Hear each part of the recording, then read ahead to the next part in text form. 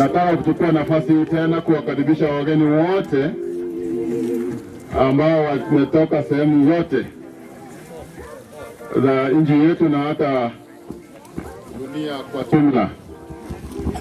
Wenda kuna wale wamesafiri kwa ndege, kuna wale wamesafiri kwa magari na kuna wale wametembea kwa miguu kuja mahali hapa kwa sababu ya kumuaga mwenzetu Lester Chuma. Naomba tuwe watulivu tutakapokuwa katika mkutano huu. Tuvumiliane tunapoanza hadi tamati. Na kwa sababu ya hiyo nataka kumkaribisha Mzee Lameck ili atuongoze katika kipindi cha mwanzo hapa tunapoendelea katika mkutano huu wa leo. Waka.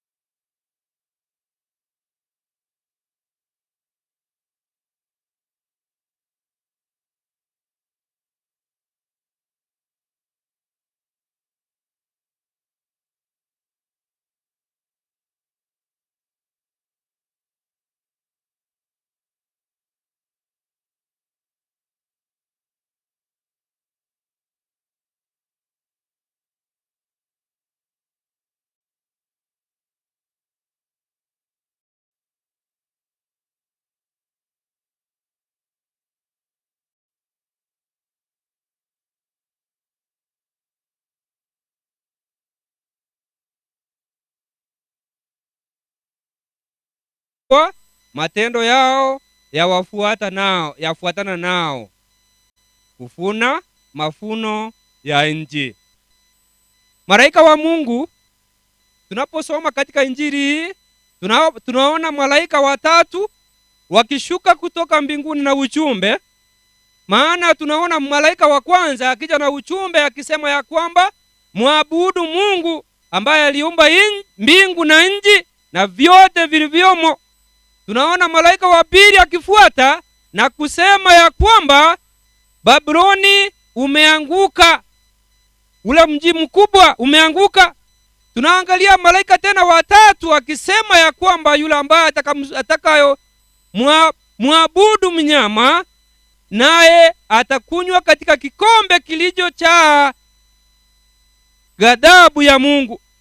Tunaona akiendelea kusema ya kwamba tunapoendelea chini anasema ya kwamba kuna wale ambao wanakufa au kulala kwa wakati huu. Biblia inatuambia ya kwamba ni heri kwa wale ambao wanalala sasa wakiwa wamemwamini Yesu. Hii ni ujumbe ambao imekuja kwetu asubuhi ya leo, tukiambiwa na malaika ya kwamba sisi kama binadamu, maana tunaposoma katika kitabu cha Mhubiri 9 fungu lake la 5 inatuambia ya kwamba walio hai wanajua ya kwamba watakufa, lakini waliokufa hawajui jambo lolote. Tunajua ya kwamba tukiwa hivi leo labda kesho tusiwepo, lakini tunajua ya kwamba kesho au kesho kutwa tuenda tukalala katika mafumbi. Lakini Biblia inatuonya ya kwamba unapolala katika mafumbi umemwamini Kristo kama mwokozi wako. Hilo ni swali katika kila mmoja ambaye ameketi katika mahala hapa, ili kila mtu ajiulize na apate jibu. Maana ya kwamba sisi zote huenda tukalala kabla ya Yesu kurudi. Tutakapolala tutakuwa tumemwamini Kristo kama mwokozi wa maisha yetu. Lakini nataka kuambia ya kwamba mambo mengi yaliyonenwa katika Biblia ambayo yanaonyesha ya kwamba Yesu yu karibu kurudi, mengi tunaposoma katika Mathayo 24 yametimia, na Yesu wetu yu karibu kurudi. Nauliza ya kwamba umejiandaa kumulaki Yesu anaporudi? Maana hivi karibuni anarudi. Mimi huwa najiuliza swali hili kila mara na kila wakati. Yesu angerudi sasa, ningekuwa nimejiandaa. Na wewe jiulize, mwenzetu amelala. Hata kama amelala, labda yeye umeongea na Mungu, na ikiwa hawakuongea na Mungu kabla ya kulala kwake, Yesu atakaporudi atampata wapi? Jiulize, maana ujui ni wakati gani utalala kutoka ulimwengu huu, ili ujiandae kwa kurudi kwa mara ya pili kwa Yesu Kristo. Nimewaalika nyote ili tuweze kujumuika mahala hapa, na waje mahala hapa pawe nafasi nzuri ya kupokea Kristo kama mwokozi wa maisha yako. Mungu awabariki. Tuombe. Mungu wetu ishie mara pa juu mbinguni, asante kwa neno lako ambalo umeleta kwetu asubuhi hii ya leo. Jinsi limekuja kutoka kitabu cha Ufunuo 14 fungu lake la 13 na Mhubiri 9 fungu lake la 5, ambayo inatuandaa ya kwamba wewe yu karibu kurudi, na sisi huenda tukalala wakati wowote kutoka sasa, lakini tuwe tumejiandaa ili utakaporudi tupate nafasi ya kukulaki mawinguni. Tunaomba mipango yote iweze kwenda kulingana na jinsi imepangwa, na Roho wako atuongoze katika njia zote. Elders ambao wako hapa watakapoendeleza mipango yote, naomba ya kwamba Roho wako atuongoze katika njia zote, ili tutakapomaliza vema tutalishukuru na kulimidi jina lako. Tumeomba tukiamini katika jina la Yesu aliye mwana mwombezi wetu. Amen.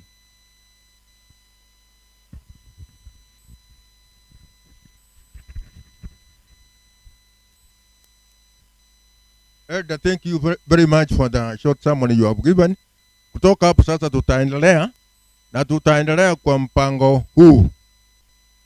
Hapa hakuna mambo ya speeches. Kama unaitwa hapa as an individual or as a group, unakuja tu. The cameraman kazi yake ni kupiga picha ili wenye mji baada ya masisi haya watakuwa wakiangalia ati fulani alikuja, fulani hakukuja. Kwa hivyo hatuna speeches. Na let me say right from the beginning, Oreste was not a politician, and therefore hatutaraji mambo makali ya siasa hapa. Kama umetumwa na mtu wa siasa, you just say what you have been sent, what you have, that is all. Mambo ya kucha hapa ya kusema fulani hajafanya hii, fulani amefanya hii, nitafanya hii, that will be in a different forum. Kwa hivyo huyo kijana alikuwa tu a businessman mpole. Kwa hivyo hatutaki kuchingisha sana kwa mambo ya siasa. By that I don't mean kama umetumwa na politicians you don't have to shy off.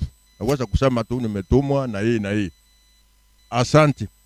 Na nataka kuanzia grandparents. Kisokoro chia marehemu both sides. Najua Clarissa, naona hii jina ni Clarissa, labda I'm not pronouncing in the right way, lakini Clarissa ni bibi ya Oreste. Kama kuna watu wametoka kwao at the level of grandparents, sasa ndio mnatakiwa hapa ni Kisokoro cha Oreste. Wakati huu ni wenu. Njua kuja hapo mpigwe picha, mkae tafadhali. Mnajua tuna muda mfupi sana, kwa hivyo kama mnaitwa as a group, mnakuja tu straight without wasting time. Kisokoro cha Oreste. Naona banka kusume ilieteli Kisokoro lia bali kongu. Nimesema ni babu it's just all right.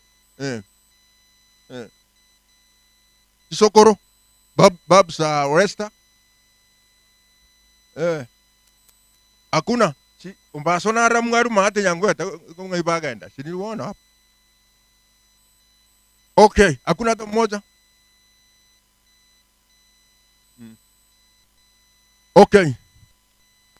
Ebu tuche kwa aba isamoke. Uncles from both sides. Uncles from both sides. Labda wao ni wengi. Okay. Oh, kumbe. Sawa. Aba isamoke from both sides. Christopher na waona hapo, labda ulikuwa na timu nyingine kutoka chini. Sasa ndio na waona. Kila mahali if you are an uncle onye kule isamoke Oreste. Najua ni wengi. Na labda Oreste amewaleta wengine hamjawahi kuonana, mjuane mko wapi. Okay, naona Makoyo one Kenyanya umefika. That's right. Uncles. Okay. Wakiendelea kucha Elder Nyanchoka kuja ufanya ombi erinde chiango chia kuchivicha chiantingo ja chile baadaye. Okay. Nafikiri wamemalizika. Okay, Elder go ahead. Kora kwa sawa ni mongo. Yamono. Hebu na tuombe. Mtakatifu milele na milele. Tumekuja mbele zako asubuhi ya leo. Baba, tumekuja kwa ajili ya wenzetu ambao wamefiriwa na mwenzao. Hii mchi tumeikabidhi mkononi mwako, uongoze kwa njia zote. Utakapoanza tuanze na wewe. Utakapomaliza tumalize na wewe. Mipango yote tumeikabidhi mkononi mwako, uongoze, na utakapofaulu jina lako liweze kuinuliwa na kuhimidiwa milele na milele. Tumeomba machache kupitia James Oromo mwombezi wetu. Amen. Okay. Sawa. Ya. Tunataka kwenda mtindo huo tu, mnakucha mnapiwa picha na mnatoka. Na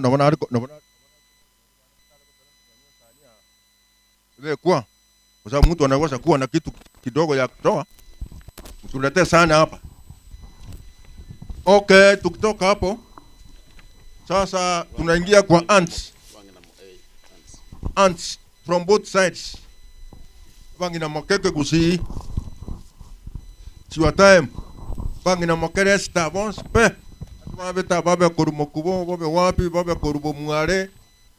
Bangi na romeresta. Wakati huu ni wenu.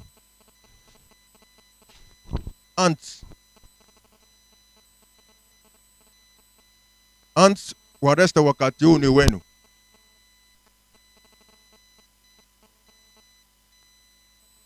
Naona wanaendelea kuja.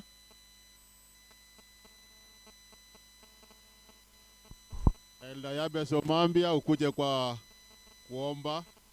Ulete ombi tafadhali. Elda Yabes Omambia.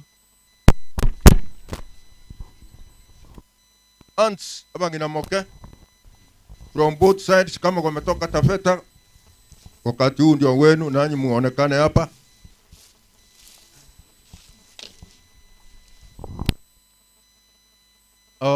Na waona awana bangina moke resta. Okay, mwasukie binte bya kegeta kaya molenda limokorrekana nganyara bolenga kaya muna bogosukia.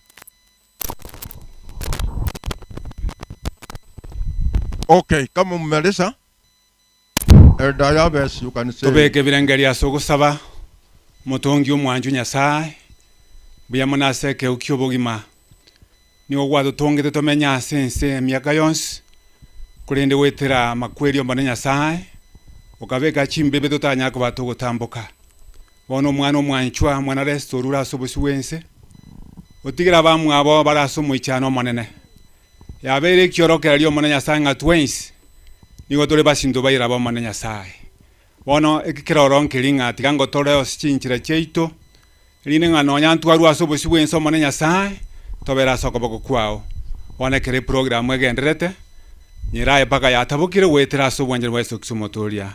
Amen. Asante Elda Yabes. Tukiendelea hivi najua kuna wageni wameingia hapa, wengine hawajawahi kufika hapa. Please, you are all welcome wherever you are. Hapa ndio Magenche Mkomoni, mahali ambao Resta alizaliwa. Hapa ndio kwao. Kwa hivyo mnakaribishwa, na ningeomba abantu baito kumwarorire kerogo nye mogeni ondote neine suka korwe kerogo mogeni aikaranse. Na naomba kina mama, si kwamba ninawaona nyinyi si madamu, wakati mwingine mnatembea nechireso inuba kwa muri gutwara mono buna bagaka bande mbale akikaa kusimama ni shida, na tunahitaji kusukumwa kidogo, napigwa check. Kwa hivyo ndio nasema kina mama, kama mnaona imekuwa mbaya, you can take your, mnaweza tu kukaa hapa kwa nyasi na kuweka leso chini na unakalia. Asante. Tutaendelea.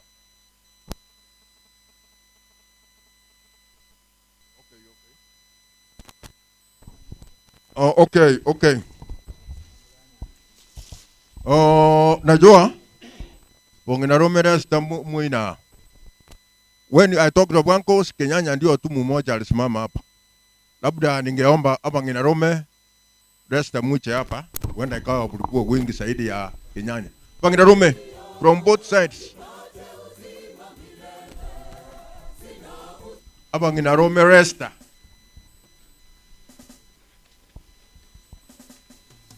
Kama wako hapo?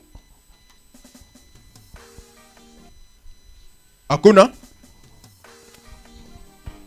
Naonekana hawako Kenyanya, na hata na abune yanko.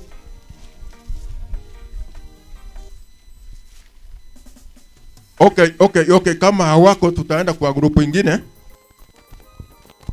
Na hapa mbele tumeweka sahani hapa. Kama umekuja na kitu kidogo ya kusema pole, wakati grupu yako inakuja hapa, unaweza kutoa hiyo kitu na unaweka hapa kwa sahani. Tutaendelea hivyo. Sijui yule anakuja hapa kama nginarume ama namna gani? Okay.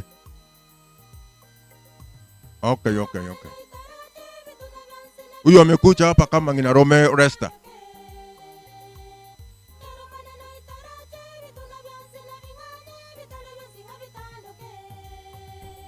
Okay, wewe ni wapeke yako? Oh, asante.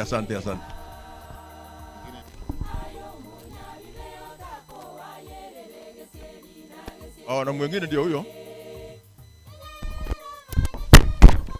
Tafadhali mnapoitwa, mnapopata nafasi ya kusimama hapa mbele, mwe mkitembea haraka kidogo. Elda Mukora. Liona Elda Mukora hapa. Ako wapi? Nimeambia ametoka kidogo. Minto Andrew.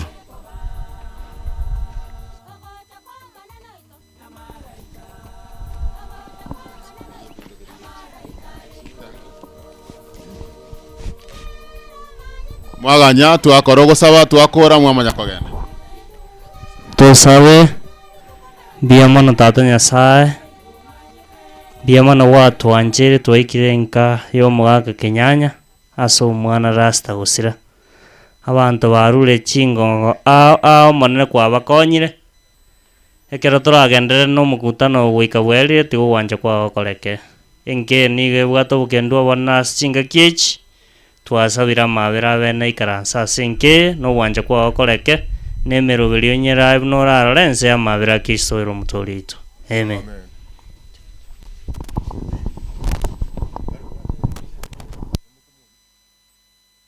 Okay, wakati huu tungebadilisha kidogo. Mkomoni kwaya ndio ya nyumbani hapa, mko wapi? Wakati huu ni wenu please. Mkomoni kwaya, church choir, kwa sababu unaweza kuwa ya youth. Gini nimeita Mkomoni church choir mmoja hapa.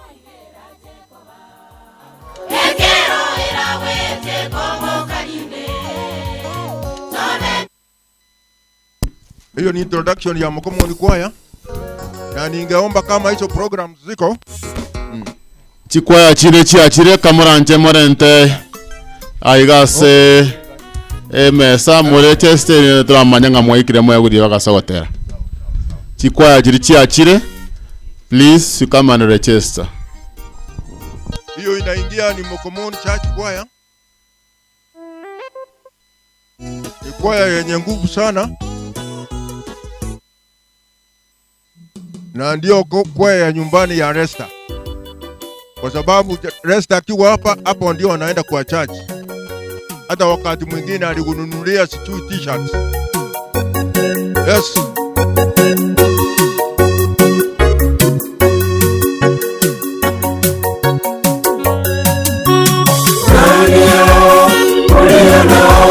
Swali watamuuliza mkombozi wa dunia kwenye mji wa mbinguni. Ndipo Yesu atawajibu, hawa niliwafilia kutoka ulimwenguni, mkononi mwa Shetani nimewakomboa. Haleluya.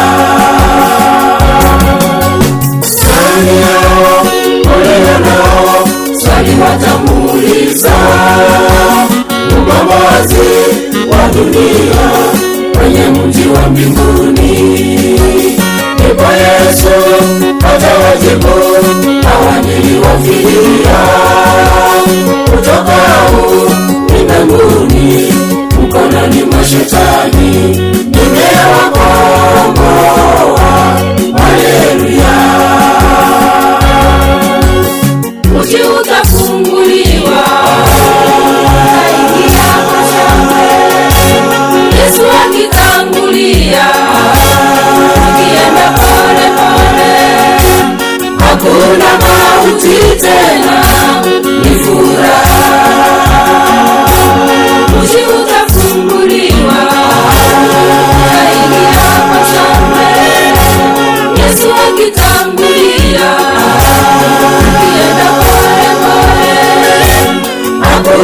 mauti tena ni furaha.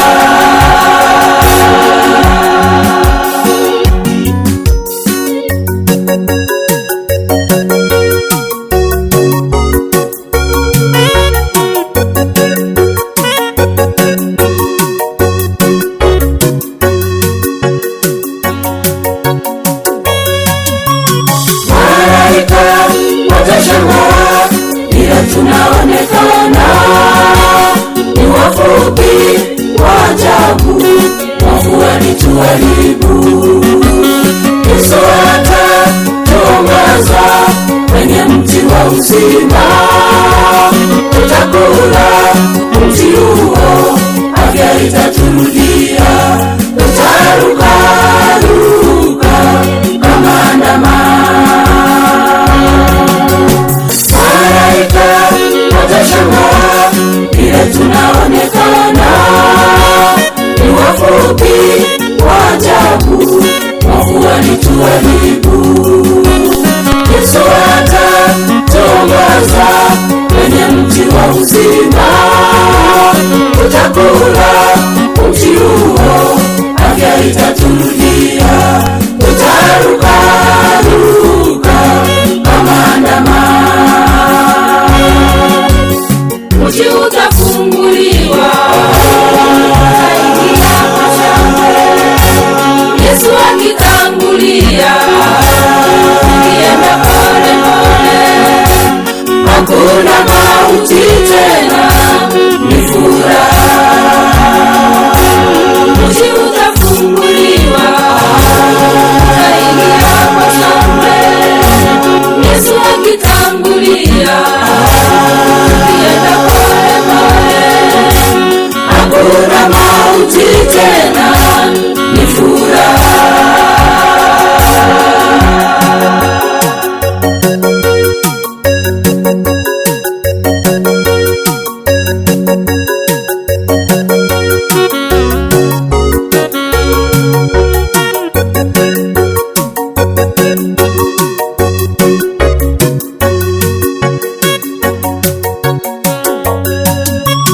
Siku hiyo naisubiri, siku yenye utukufu, naifikiria sana sisi tutakavyokuwa.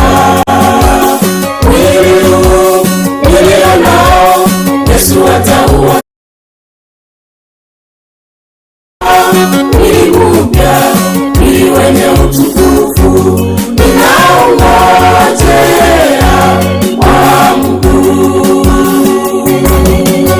Siku hiyo naisubiri, siku yenye utukufu, naifikiria sana jinsi itakavyokuwa. Mwili huu nilio nao Yesu atauondoa, nitapewa mwili mpya, mwili wenye utukufu, ninaungojea kwa Mungu. Mji utafunguliwa, aingia kwa shangwe, Yesu akitangulia, akienda pole pole, hakuna mauti tena ni furaha. Mji utafunguliwa, aingia kwa shangwe, Yesu akitangulia, akienda pole pole, hakuna mauti tena ni furaha. Mji utafunguliwa, aingia kwa shangwe, Yesu akitangulia,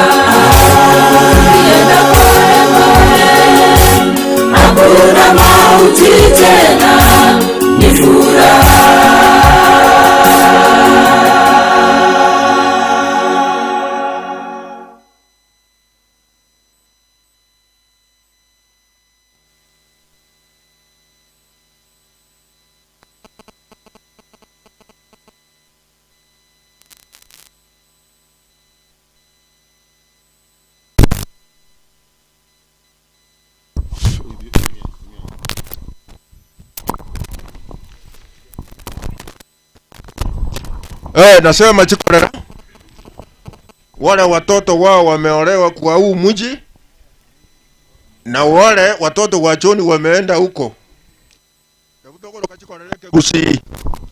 Kwa hivyo ndio watu hiyo kitu. Are you connecting or what? Okay, wacha wa connect. Ndio sasa wakati ndio huu wenu Chikorera Jones P. Echiomo chiochoni.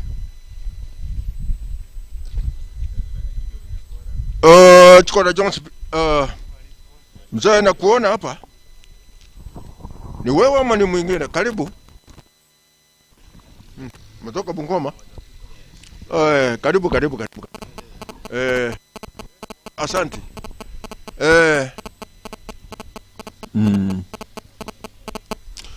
Chikorera. Nasema mchi wa John mzima. Nelson wako huko, David wako huko, Gideon wako huko, Solomon wako huko, Tom wako huko. Chikorera, from all those people I mentioned. Asaba isi kama soga tabande, asaba isi kama soga teji ni Chikorera. Muku wapi? Eruga wana mutaliko igu mbatai ya ngakimuna.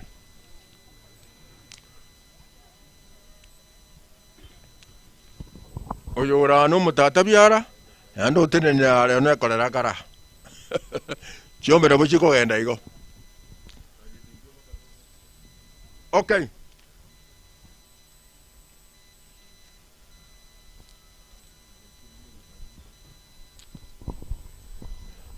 Sawa, nafikiri mmechukua picha.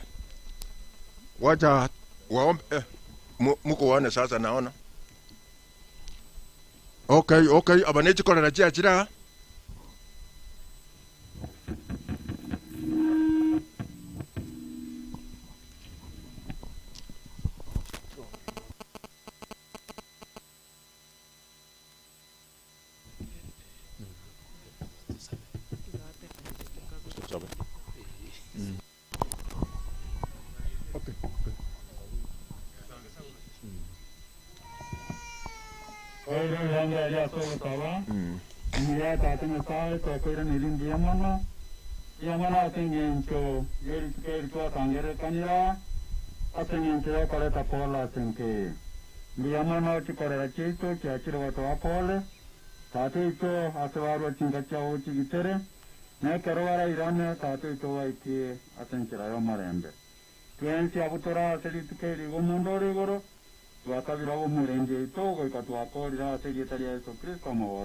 Amen. Akaroba ko genda igo mukodera na David. Oyo bwate gende David. Labda na be familia ra betu madinga muna de na bataka kwa na kanta kama igo amanya kokora. Asante.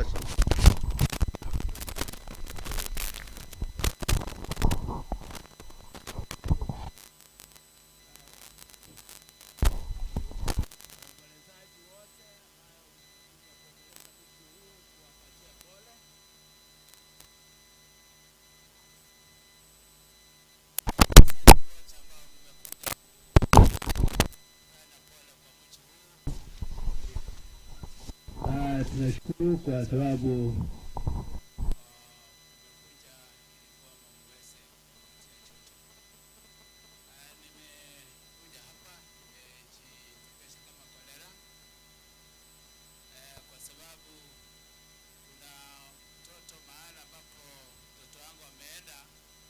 huko Govirango kwa Samson Onchari, mtoto wangu yuko pale. Kwa hivyo aliniambia ya kwamba nikisha hapa niweze kuambia ya kwamba pole kwa kupoteza mtoto. Na hapa kwa mchi huu Trofimo mimi niko ya Trofimo kwa sababu ya mtoto yeye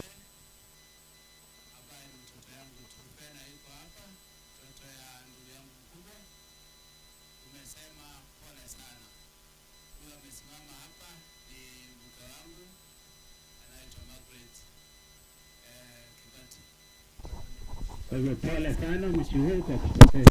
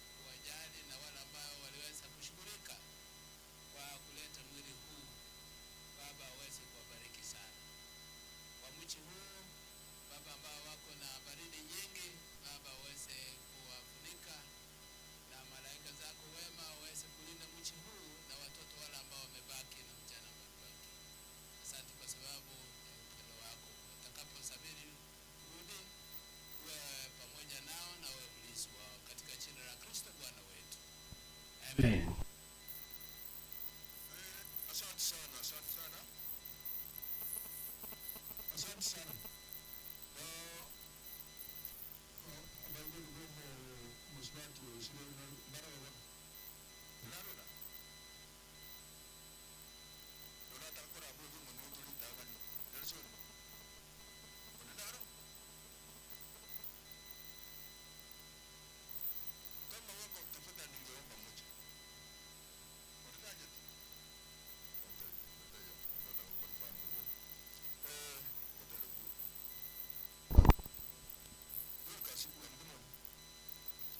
Lucas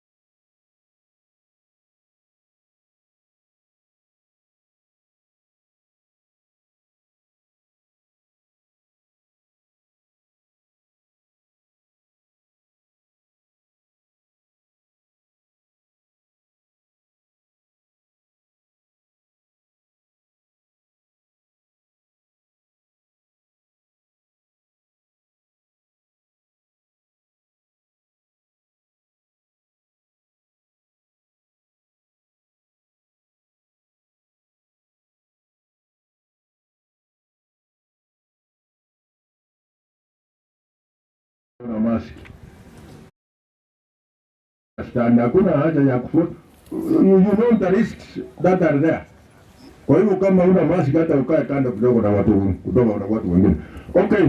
Na anasema hivi, kuna representative ya kutoka Taita Taveta labda alitumwa na wazazi wa dodo wa Resta. Tafadhali wakati huu wako uje hapa utoe rambirambi yako. Huyo representative alitumwa. Okay.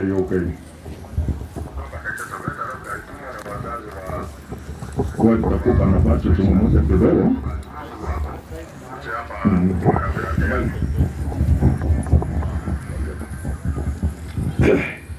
Haya.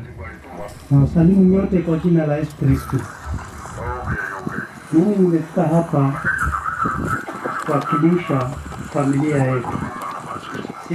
Mimi naitwa Fredrick Mbingu kwa jina. Na huyu aliyefiwa na bwana yake ni mjomba wangu. Mimi nawakilisha familia yote nzima na taifa hasa kwa jumla. Na sisi kazi yetu ni kutoa pole tu, maanake yaliyotupata kila mtu amesikia uchungu. Na sisi tumesikia uchungu zaidi, maanake huyu mtu tunamjua na tunamwelewa. Kwa hivyo ni poleni sana, nitakuwa sina mengi ya kuzungumza. Asanteni sana.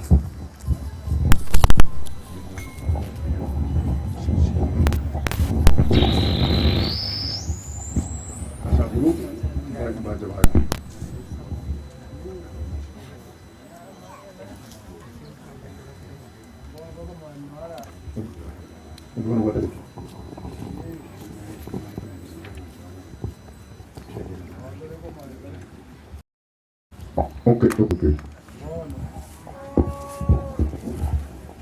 Anazungumza ni yule alitumwa na wazazi wa bibi ya Resta. Huenda ikawa kuna wengi pia wako na yeye lakini hawakusimama. Tafadhali niwaomba kama mko hapa, ile grupu labda ilitoka kwa kina bibi ya Resta, mje hapa wana special note, muonekane mpigwe picha. Labda kama mmoja wenu tena angetaka aongeze kitu kidogo, mfanye hivyo. Kwa hivyo wakati huu ni wenu. Tafadhali mje hapa kama mko hapa. Okay. Naweza kuwaita mashemeji wa Resta ama mahali Resta ametoa bibi yake. Na ni mbali ni huko Taveta, kwa hivyo labda wamejaribu sana kufika hapa. Taveta ni mbali. Karibu na Mombasa ndio wametoka. Kwa hivyo ni waomba mpigwe picha tena, mmoja wenu anaweza kusungumuza kwa niaba ya wengine. Wametoka Taita Taveta. Ya. Tuseme Taita Taveta yote. Mje hapa. Wale wametoka pande hiyo kwa ajili ya kuja kuomboleza kifo cha mmoja wao. Okay. Dicho imeenda mabado. Muje katikati kidogo. Ndio katikati kidogo muonekane.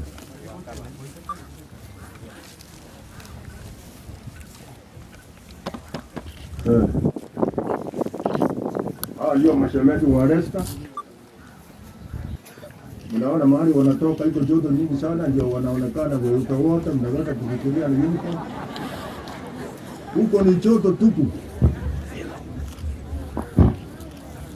Okay, kama cameraman umemaliza, ningetaka mmoja wao azungumze kwa niaba yao. So you know who can speak for you. Nitaambia ndio sasa.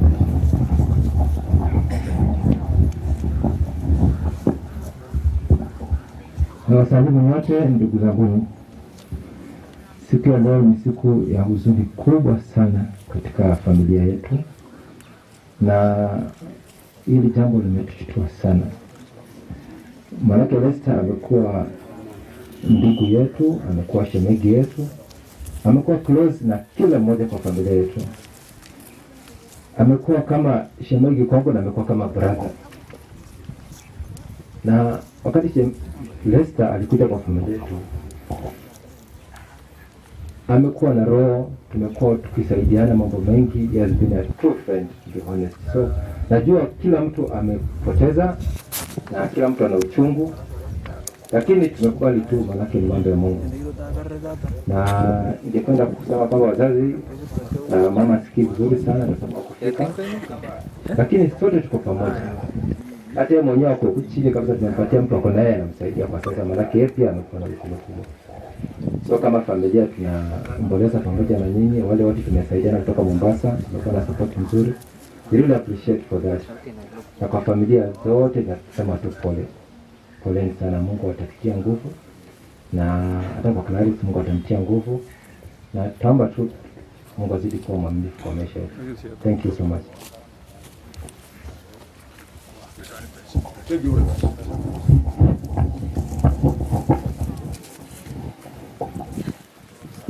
Okay, asante sana wenzetu kwa kutoka mahali mbali kama Taita Taveta kufika hapa. Tumesema asante sana, the we recognize your concern to your late brother-in-law Resta. Asante sana. Na hebu sasa tuje kwa nieces and nephews. Yaani abangu bomuchi uyo mose pia sebaneta. Wakati uniweni. Abangu bomuchi uyo muchi John Kenyanya na mwingine wake. Abangu baba Nelson. Najua mko hapa, mche hapa. Msije mkasema ati tulienda Masisi kwa kina mama tukutambuliwa. Abangu. Hakuna hata mmoja. Abangu bomuchi uyo nieces and nephews.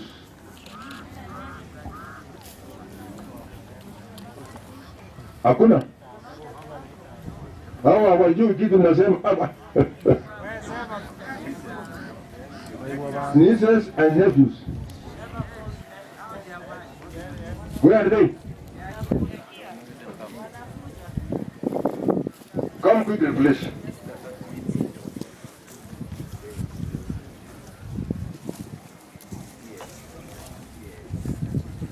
Okay, good. Weka line hapa.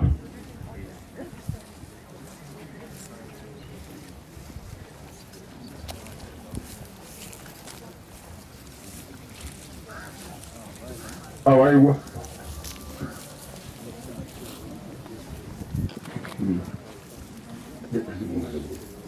You take care of that. Hello. Najua abana aba na bachukuru bo bakagwetera abasheke baye. What is it? Na baba mura. Okay. Aba mura na abasheke wo mungino wake abana bana babo. Na bachukuru bo wake. Lakini abagu babo Nelson, eh? I don't know, as a matter of interest. Please, na bana request. Aba kwa kudu mchama wako wajukuu wote wa John Kenyanya na Mama Paulina wake wote awasete abana awasete na wao mramu wake, grandchildren to Mama wake na John Kenyanya, grandchildren labda mshauri kisi sana, grandchildren to the late John Kenyanya, both from daughters and sons. Okay. Ndio wamekuja. Ningetaka nifanye hivi. As a matter of interest. Na kwanza ningetaka kujua watoto wa Nelson wako hapa, nyorosha mikono juu. Raise up your hands. Children belonging to Nelson.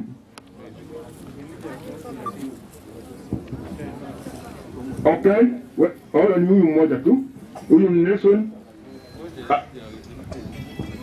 Okay, I'm concerned with those who are here. Yeah. Let us come to Solomon. Watoto wa Solomon. All Solomon's children who are here. Solomon ndiye kijana mkubwa kwa hii mji. He is the first born the family. Wote ni wa Solomon. Unawaona? Tom, watoto wako wapi? Tom ndio mkaaji wa hapa. Ni mmoja. Ni mmoja tu. Sawa? Mwingine huko chini hapa. David ndio anafuata Tom. David, watoto wako wako wapi? Hakuna? Uko shule? Gideon, kuna Gideon? Mtoto wako? Wako Canada. Lakini wako. Oh, Amoni, nakale kwa Amoni na Angeli. Watoto wenu wako wapi? Oh, ni mmoja tu. Oh, there are two.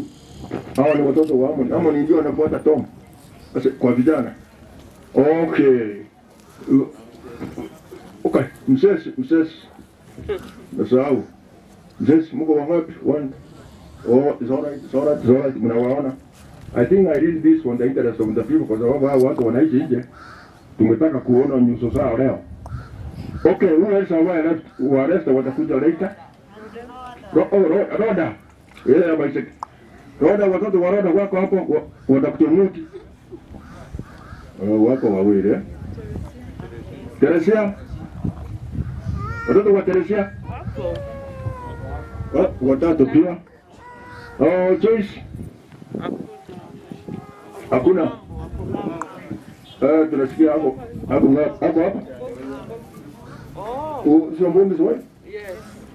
Oh, Teresia, huyu Joyce ana mbongi na huyo ndio bebe yake. Okay.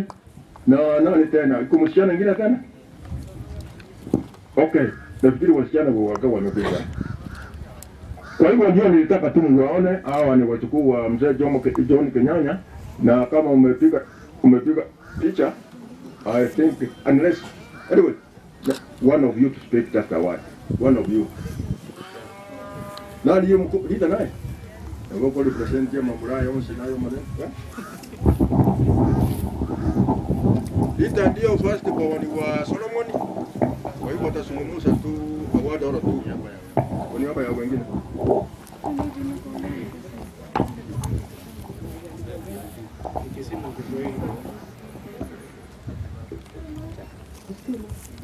Na bakwanira abantu bonene mbuyamuri. Antikari. Kama inakuwa shida zungumza kwa Kiswahili. Okay. Tunawashukuru kwa kuja. Hii ni siku ngumu kwetu, wiki ilikuwa ngumu. Lakini neno la Bwana linatuambia kwa nyakati zote na hali zote tutoe shukrani. Kwa hivyo siku ya leo ni kutoa shukrani, kwa sababu yale maswali yote tuko nayo majibu tutapata dunia hii. La msingi tujitayarishe. Yesu yuko karibu kurudi. Atukute tuko tayari kwenda naye.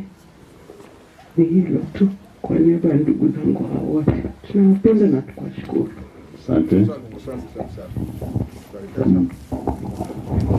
Tungetaka enda mmoja, tafadhali msitoke kidogo tu ili muweke katika mikono ya Bwana. Pastor Jared, please. It's our area pastor. Tuko nafasi hii ili muweke wachukuu hawa katika mkono wa Bwana. Kind and loving Father in heaven, we want to thank you for this day. We thank you for all that you have done to each one of us. And today we are gathered here because one of us has gone. Before you and before us are siblings of the same.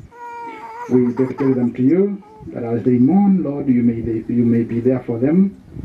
Clean their tears and give them the comfort they need. For this our prayer in Jesus' name.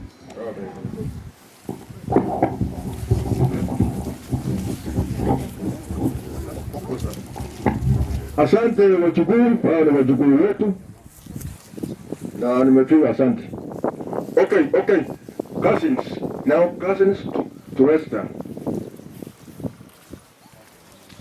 Cousins. Wakati mwingine inakuwa duplication, but then we have to start for every group. Cousins, all those who are cousins to Resta. Binamu wa Resta. Moja ameingia hapa. Cousins kutoka nyumbani hapa, kutoka nini na nini. Cousins wa Resta.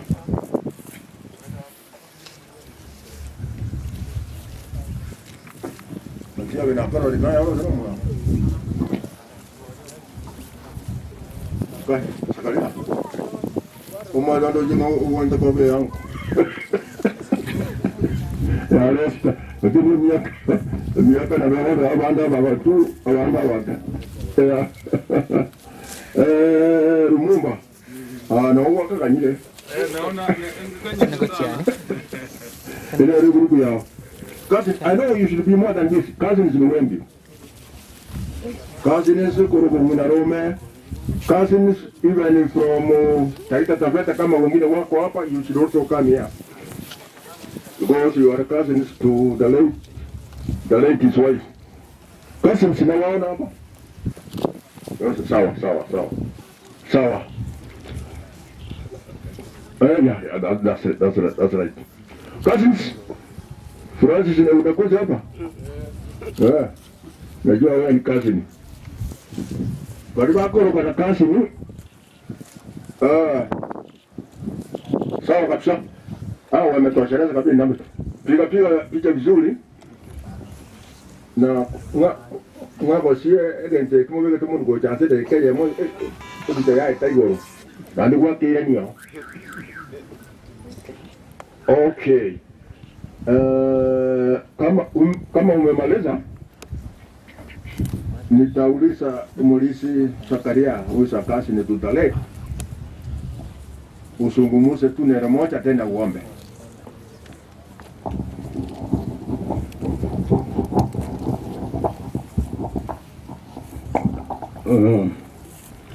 Loda pere nga Lesta ndamu manyete buya mono in the mid 80s.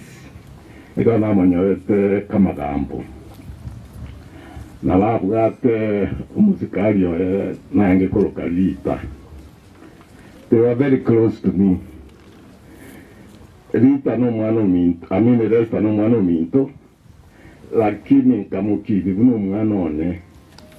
Egento na jitego ya Lesta inkiriga bwato busibule bantu be familia ito abantu batari gutwara iga renge gocha mwana ocharo kero gende chikon straight oro sienda gerorete mesaga na rucha kwa agera toka ni timangana mange usumukalisi na kianu ira bwate ko renge rita ngore etabia rita bona bwate ndate ngane ya Lesta ya kinete se llama Goro Lesta na nderita na yengo te na gendera ni tabia yirinde na rora Lesta iliyu to sabe na saita to ngana no moikomo chenu to akwaiwa wanebwa to ira ni irimbi ya mono ase wiki aitire ni family to aitira mangana marito abantu bamintu bakura abange twatindikira abantu bamintu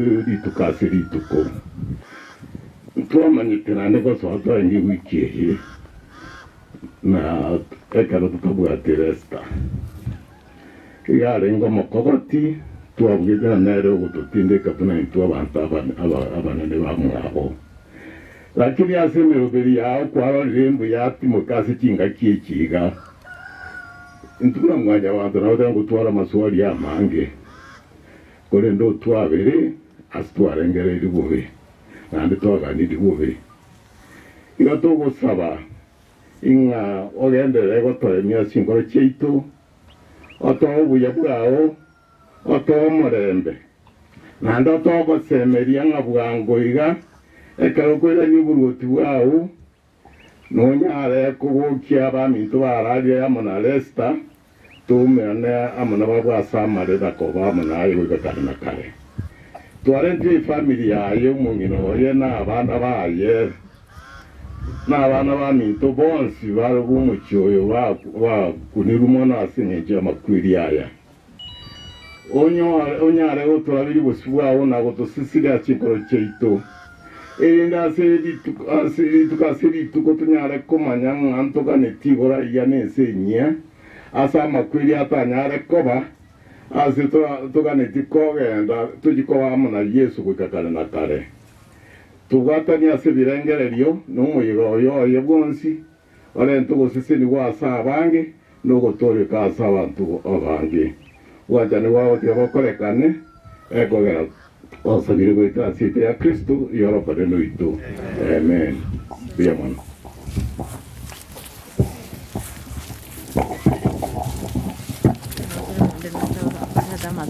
Asante sana cousins. Okay. Asante sana kwa kufanya hayo mmefanya, na ni vizuri kwamba mmejitanda for the occasion. Na I think we are about sasa sana enda vibaya sana.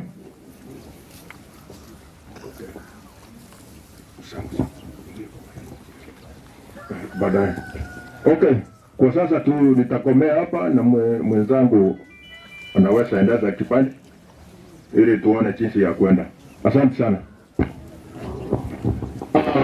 Thank you so much. Tumesonga na ni vizuri, naona tutamaliza mapema. Kwa wakati huu nataka kumwalika Albert Mbaso atuendeshe katika kipindi kinachofuata.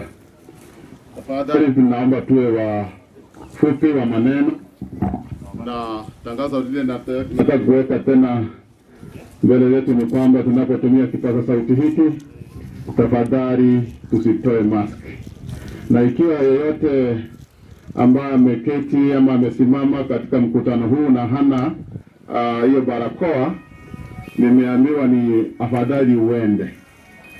Ukienda hatutaona vibaya. Utumie barakoa. Kama hauna barakoa, ni vizuri ufanye nini? Uende. Nimeambiwa ziko yule akonasa, tafadhali zitembezwe pale ili wale ambao hawana wapate ili watumie.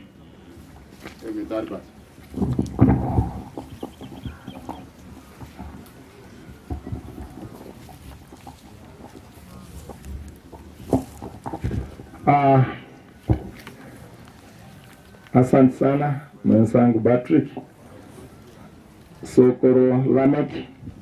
Asante sana, ulikuwa umeendesha kipindi tangu asubuhi na tangu wageni wakaingia mmewakaribisha.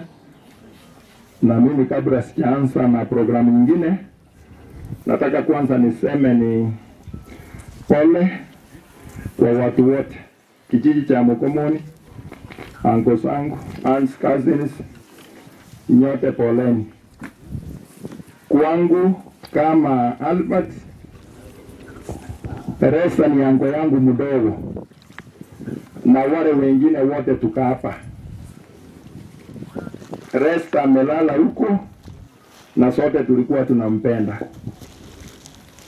Wakati wa siku zangu nikienda Mombasa, Kenlis ndio ilikuwa hoteli yangu.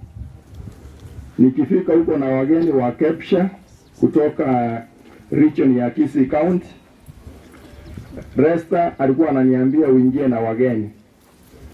Kwa hivyo Resta ni mtu wa maana kwa wale ambao wamsoei hapa. Nikifika huko alikuwa anapigia ngo mwingine hapa Ericha Nyakuara, huyu ango mwingine. Arabu walikuwa wanapanga niende kulala wapi, niache mambo ya kukomboa nyumba na kama kanisa. Kwa hivyo Elicha na Resta walikuwa wanasema unatoka kwa grupu yako ili uingie uanze kulala na sisi wiki mzima tena urudi nyumbani. Elicha na marafiki wale wa Mombasa, poleni. Asubuhi nilipokuwa nikitoka kuelekea Kisii, nimekimbia Kisii asubuhi sana. Nimemaliza kutoka county, tena nimerudi hivi. Lakini na yule elder tulikuwa naye kwa shughuli zingine katika ofisi, tumerudi naye Joshua. Tulikuwa na Joshua kutoka hapa na tena tumerudi tumefika. Yangu ni machache. Nataka hawa tu wakiingia wakimaliza, naona kama sermon itaanza. I want to call these groups. Kindly you stand up and then you come here. Mnachukuliwa photo katika kila group. Pengine yule leader wenu anaweza kutoa jambo moja. Niko na grupu 3. Grupu all of these friends from Mombasa Nairobi and Kisii. Wale wageni ambao mmetoka hiyo michi mitatu, more especially Nairobi and Mombasa, kindly come forward. Marafiki wote wa Mombasa, wale mlikuwa katika tuseme kama mjanga, mlikuwa na viongozi. Grupu ya Nairobi ikiongozwa na Sokoro, nadhani Sokoro Steve, pengine watu wa nataka ni waganya hapa tu. Sasa nianze na Kisii basi. Wacha nianze na Kisii, nyinyi ndio mko karibu. Kama mlikuwa Kisii mkikaa mahali, kujeni mbele. Uchukuliwe foto ili pengine mkae. Grupu ya Kisii, Kisii Town Team. Sisi tulikuwa grupu ya nyumbani. I was coordinating from here. Ile komiti yangu ya nyumbani ni kuangalia wageni na watu wote waingie kwa usalama. Grupu ya Kisii hakuna. Grupu ya Nairobi. Nairobi team. Kisii ndio hawa. Ama Nairobi team. Kisii, come. Kisii kindly marafiki wetu wote wa Kisii. Mchi wa Choni Kenyanya, the Kenyanyas have got many friends. Kama ulikuwa Kisii kidogo hivi, chipanga hapa, uchukuliwe picha, muonekane. Joyce, unajua Joyce and Joyce anakaa Kisii. Joyce and my team, hao ni uncle na aunt. Joyce and my team. Nikisema Kisii team, mnajua Kisii, Joyce yako huko, ndiye alikuwa mtu wa ground, mtu wa nguvu. Antia kwa anafanya mchezo, alikuwa anaona kila kitu hapa kinaenda sawa sawa.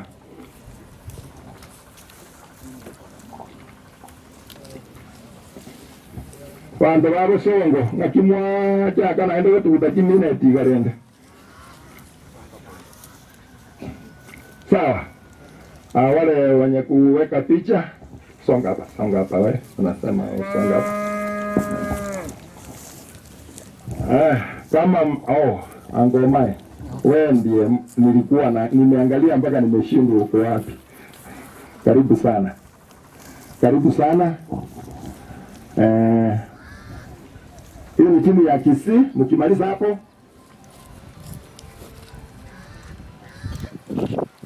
nadhani mmemaliza. Pongeni wa watu wote mikono, wasalimia hawa wamefanya kazi. Ukiona Joyce hapa akiingia, anaingia na kazi kubwa. Sijui kama hivi kuna baada ya Sami ucha hapa kabla uchawaombea, niulize kama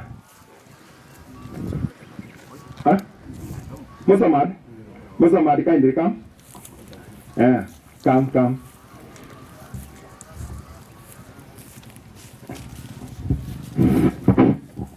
Jambo moja tu hivi, arabu yalla Sami alinyanjoka ataomba. Tikatoa nengora tuensia watoraiga. Maino mindukuruka. Joyce no minto. Andina watoramo. Restaurante umwana olengo mia. Olenga ngena insana tumaite ngene taya. Yaru asitole. Kulinde tuensia manene na abgateli tutoriai. Tikango toka endele komento uwanchani. No molembe chinga kijonsi ne familia ya Resta tubakanilia amaya abana bakine so wanjani sa balinde yamano muna mara ya amoris ko warisen tiras mojo somo de konyo manne buna tanara korogo sabo amagwe korogo saba yona lina wan pagana isribia.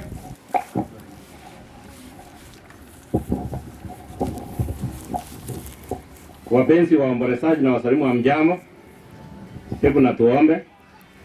Baba Mwenyezi Mungu, ni asanti kwa jinsi hii leo umeweza kutusaidia na tumefika katika familia hii. Wote ambao wamekuja hapa kwa ajili ya kuomboleza. Na tutakapoondoka, Baba wetu, tumeomba uweze kuwa nazi na familia hii. Watoto wa familia hii ambao wametoka nje, wale wamekuja hapa na wale ambao watabaki hapa, wote tumeomba waweze kuwa salama na wale wengine waende watakapoondoka, Baba tumeomba uweze kuwa nao. Machache tumeomba kupitia kwa jina safi la Yesu Kristo mkombozi. Thank you.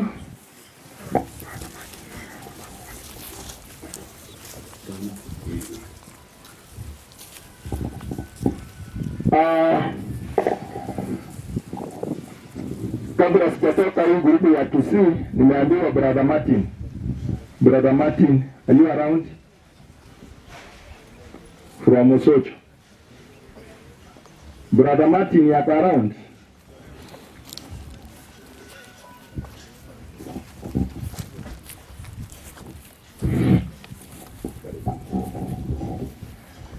Kwa familia na ndugu waombolezaji, hamjambo. Kwa jina naitwa Brother Martin Mo. Nimejiona na hii familia kupitia kwa Joyce na Omai. Joyce tumekuwa marafiki na Omai kwa muda mrefu. Ningependa tu kuambia muwe na nguvu katika kipindi hiki kigumu cha kuomboleza. Mungu aendelee kuwalinda na awape nguvu. Asante. Thank you, thank you. Nairobi team. Nairobi team. Wale wote ambao mmetoka Nairobi, wale mlikuwa Nairobi kama wengine wali represent hapa. Nairobi ongatarongai Kajiado Narok. Narok, Nairobi, Kajiado, Ngatarongai, wale wote mnakaa hapo. Nairobi, tukisema Nairobi, we want to see you here if you are available. Kindly. Wengine walisimama kama family members, waje nipatie hawa kama mmekucha. Sioni kama kuna wengine tena wanakucha. You can represent them. Oh. Yule January. Karibu, karibu. Amjambo wote.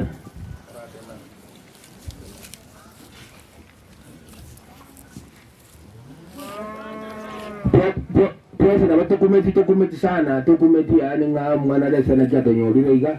Lakini nende kuna watu taginya sana kato tebia. Kile ndio bata ngakia na ende ko tuko nga sana ngambia mwana semi yaka to watu kabana lesa tingakie. Lesa was outgoing, was generous and very useful to the family. Oto sabere family aye ne ngene Chinguru no pare mwasi ngakia ngosana na we hope that God will take care. I'm not going to understand. I recognize you, Henry Momanyi. Isema jambo.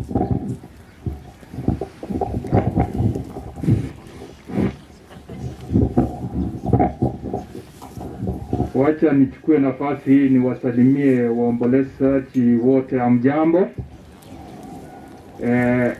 Nitachukua nafasi hii nilete rambirambi zangu na rambirambi kwa niaba ya familia ya Mwisinta yote, watu wa Mzee Kenyanya, poleni sana. Watu wa Mumbongi wote, poleni sana.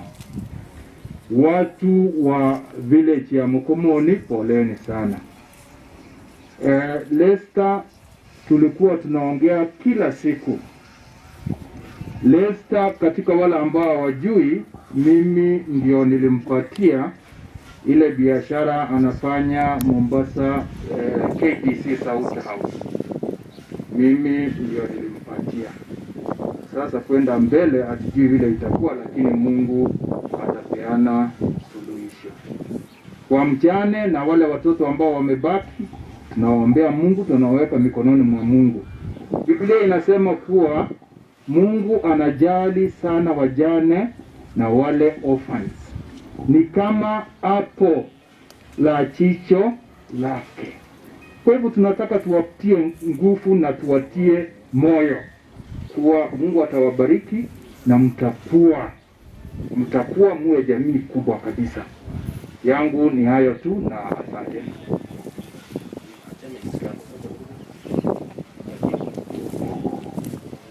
Mimi singesema mengi. Lester ni kama mtoto wangu. Tangu asaliwe, wakati walikuwa nakaa huko juu, nimemuona tu akikuwa, ni mtu alikuwa na roho safi. very active, very social. To the family, I say pole sana. Na kwa mchana na watoto, tunajua Mungu wako. Tasaidiana kwa maombi na kwa kila njia yoyote. Ninasema pole sana. Asante sana.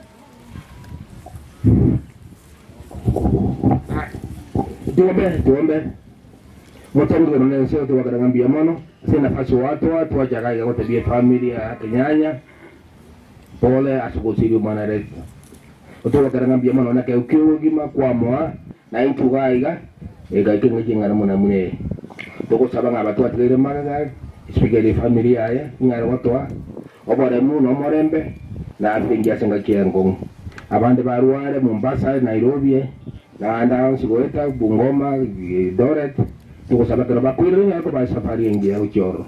Watu wasafira yao Sigweta hizo kisomo torio ito. Asante sana grupu ya Nairobi. Kwaya machache. Nataka niite sasa grupu ya mwisho ambayo ni Mombasa team. Mombasa team, wale watu ambao mmetoka, wageni wetu wote kutoka Mombasa. Mombasa na vitongoji vyake. Njooni mbele hapa. Wale ambao mlikuwa mmetoka huko mbali sana. Karibu sana. Karibu. Okay. Mombasa group. Wale wote mlianza safari juzi.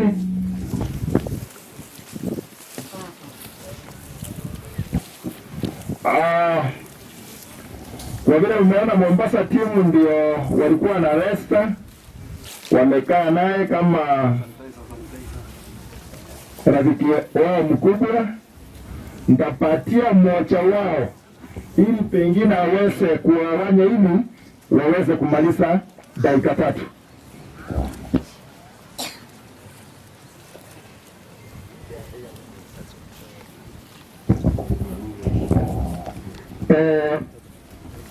Wageni wa Resta, Bwana Yesu asifiwe. Kama nasikia sauti tafadhali kwa mikono. Hapa mbele mnaona ni timu ya Mombasa. Na hii timu ya Mombasa itazungumza kulingana vile wako vikundi vile nitawaambia vile viko. Tafadhali tumekuja resi ya Resta na tutaifanya within dakika kidogo tumalize. Resta alikuwa na staff wake. Resta ako na staff wake, ako na wafanyikazi wake, ako na watu wamelea Mombasa, ako na watu wamesupport kwa kila aina. Kwa hivyo Kenlis team staff mutasimama kando.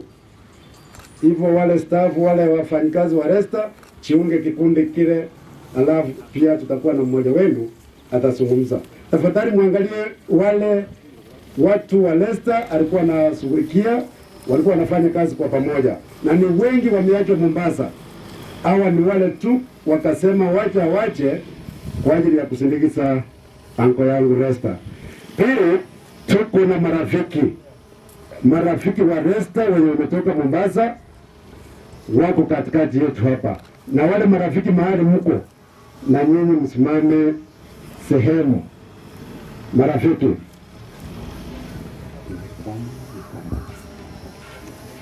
staff wa Resta, kuna wale wako juu kulingana na miaka vile meenda.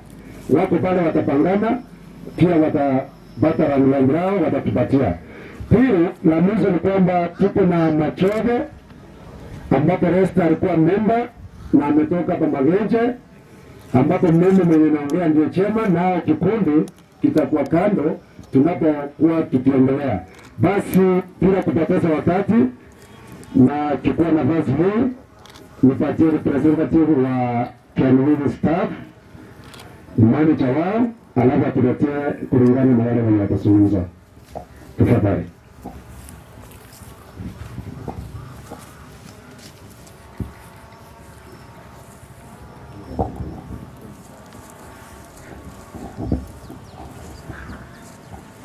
Na wasalimu nyote Katika jina la Yesu. Bwana Yesu asifiwe. Mimi kwa majina naitwa Clinton Omari. Lester alikuwa bosi wangu. Mimi ndio nilikuwa manager wake, mimi ndio tulikuwa tunasaidiana naye. Katika wote wako hapa ambapo si wote wamekuja. Ni wachache wamekuja kwa sababu moja ama nyingine.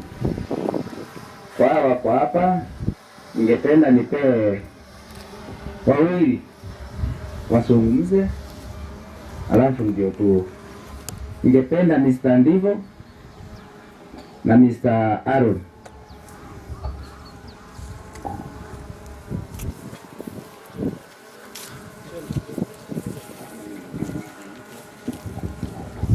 Waombolezaji, familia na wasalimu wa mchango. Mimi kwa majina naitwa Aaron Maruko. Hapa ndio nyumbani.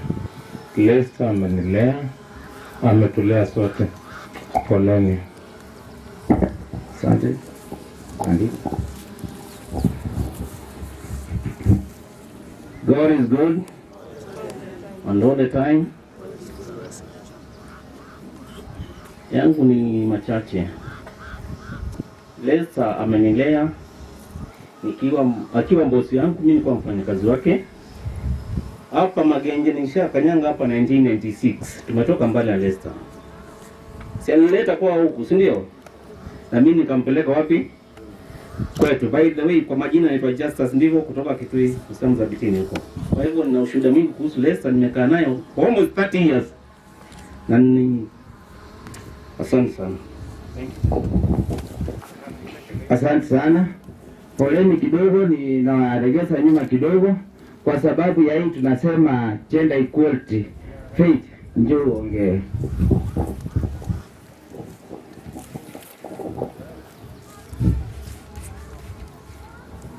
Nawasalimia nyote katika jina la Bwana Yesu. Hamjambo? Majina yangu naitwa Faith Sombua. Lester alikuwa bosi wetu na alikuwa bosi mzuri, hatujawahi gombana naye hata siku moja. Alikuwa anatubeba kama watoto wake. So familia yake nawaambia pole, tutaendelea kuwa na nyinyi na wazazi wake. Amsori nyote. Asante. Asante. Kwa niaba ya staff wote wa KNLIS, sisi katika staff wa KNLIS na familia ya KNLIS na watu wote wale waombolezaji wamekuja hapa, tunaomba tu mtuombee tuwe na ile nguvu, manake aliyetuacha alikuwa kama nguzo yetu katika pale KNLIS. So ile kitu tu tunaomba mtuombee tuwe na ule moyo wa kukubali kuwa Lester ameondoka katikati yetu. Sasa tunaweza move on.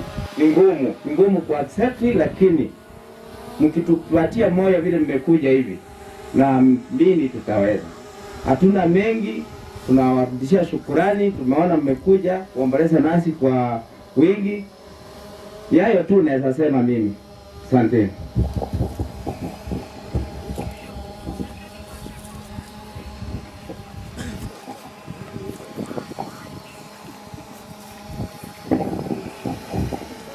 Amjambo wakati wa adhuhuri kwa jina la Yesu Kristo.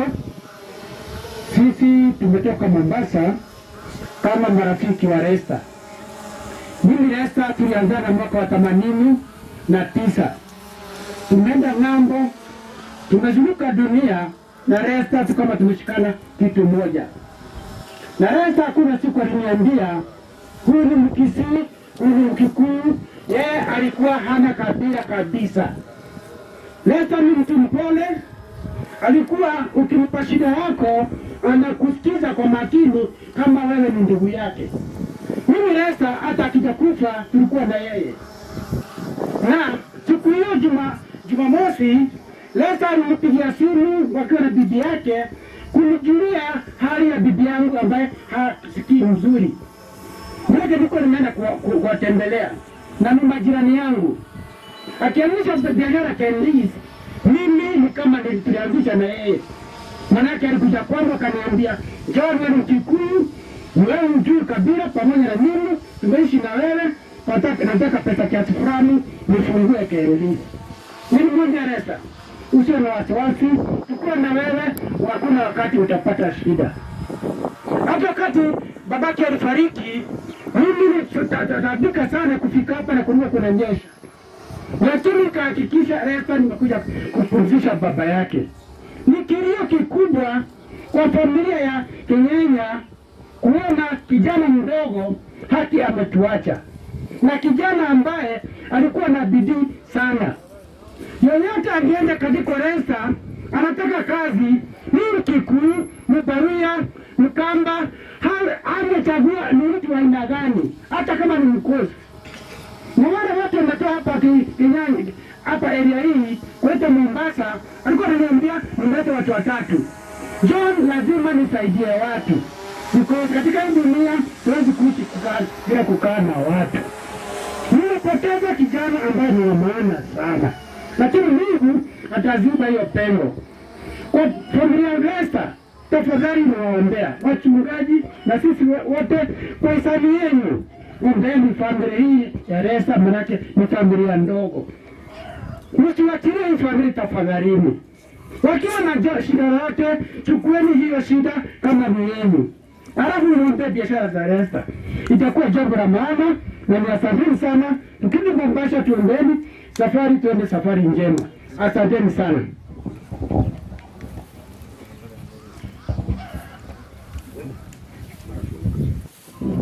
Sawa, amezungumza pamoja na marafiki na wengine wako hapa, naona wako sawa. Sasa tunaingia upande wa Machove ambapo Resta alikuwa memba na yuko na wenye wanawakilisha hapa. Kwanza nikimleta mzee Elda ndio yani Lamra.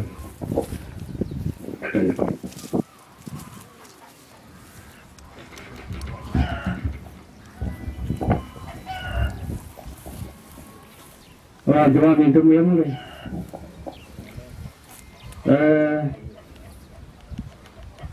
Kimbuat mengalanda kuan. Resta neang koyan. Kora kuan anda mangana, lakini asikono kimbuat kelenda kuan. Okay, mwana asiri jesa nande mereche na kitagan buatan tu seko galikira ya makwane inatoka mtua baba yuweria kolengana ne lichiko dia serikali walivyokuana nenda ite oyo choe ayo kwa Mombasa mere ubata vere aratwale tinituma kwenda.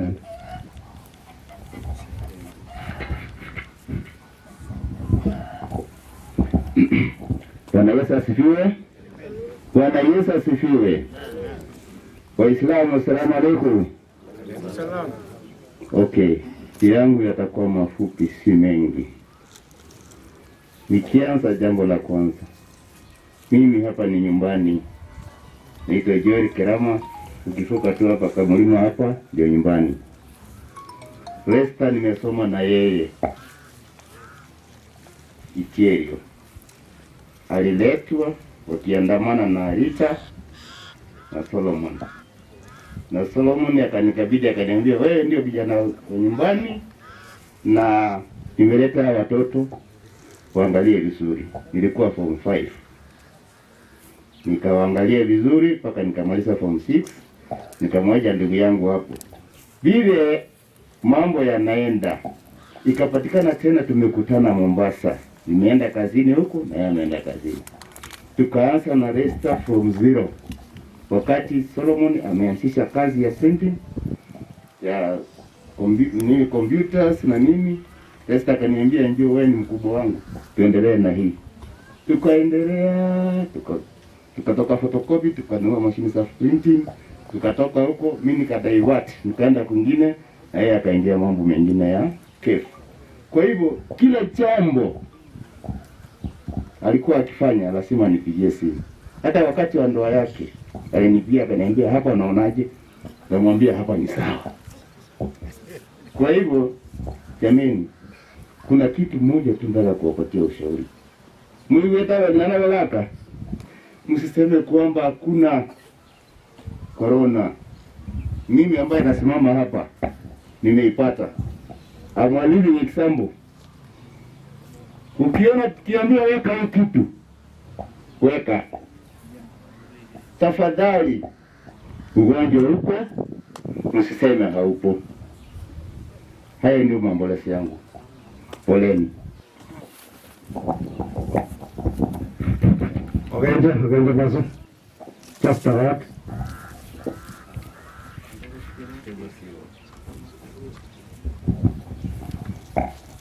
Jena ogenche timbweta yangu kwana ayanda tuja kukwana kune family gaiga ibagiri tiga ngaba mito bakwana ya bara kwana resta no yo mito twamenyire komo kusoro mania mutigito ase bono iga gatukwa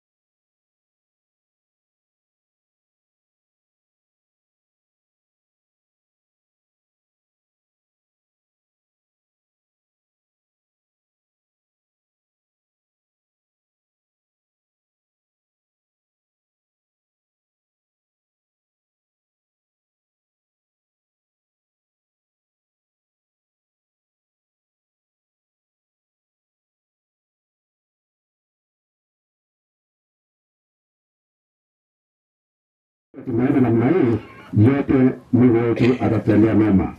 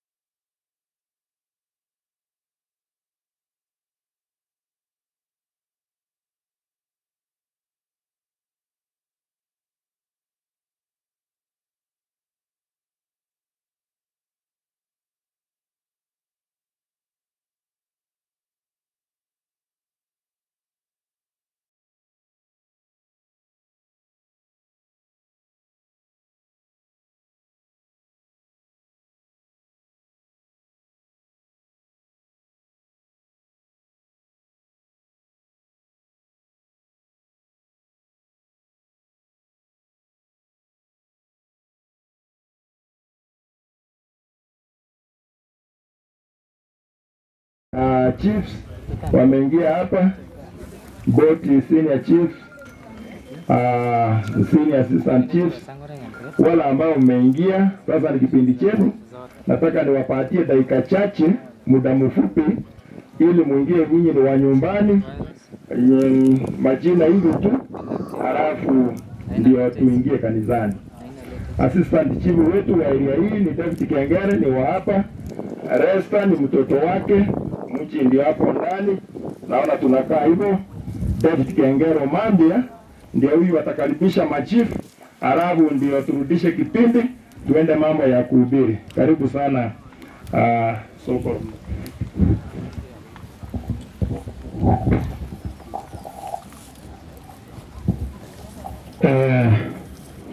Niamuna sana Master of Ceremony huyo ni Thomas K.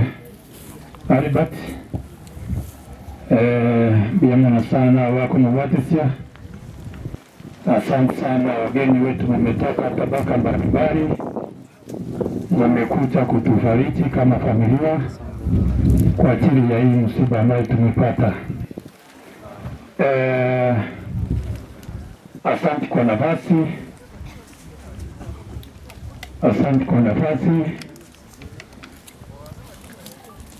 Nafikiria tumesimama hapa na hata tumefanya kinyume vile familia ilikuwa inataka, lakini tutajikaza tumalize, kwa sababu familia ilikuwa imesema kwamba tusiwe na maongezi mengi, tutwaraji kwa na chinyinga takole mlango nuku na kukora kubaniwe serikali abantu mbatoka si mkutano batani 100, lakini nikiangalia tumezidi hiyo namba, na tunaomba sana tuchukue muda mfupi sana vile Master of Ceremony amesema.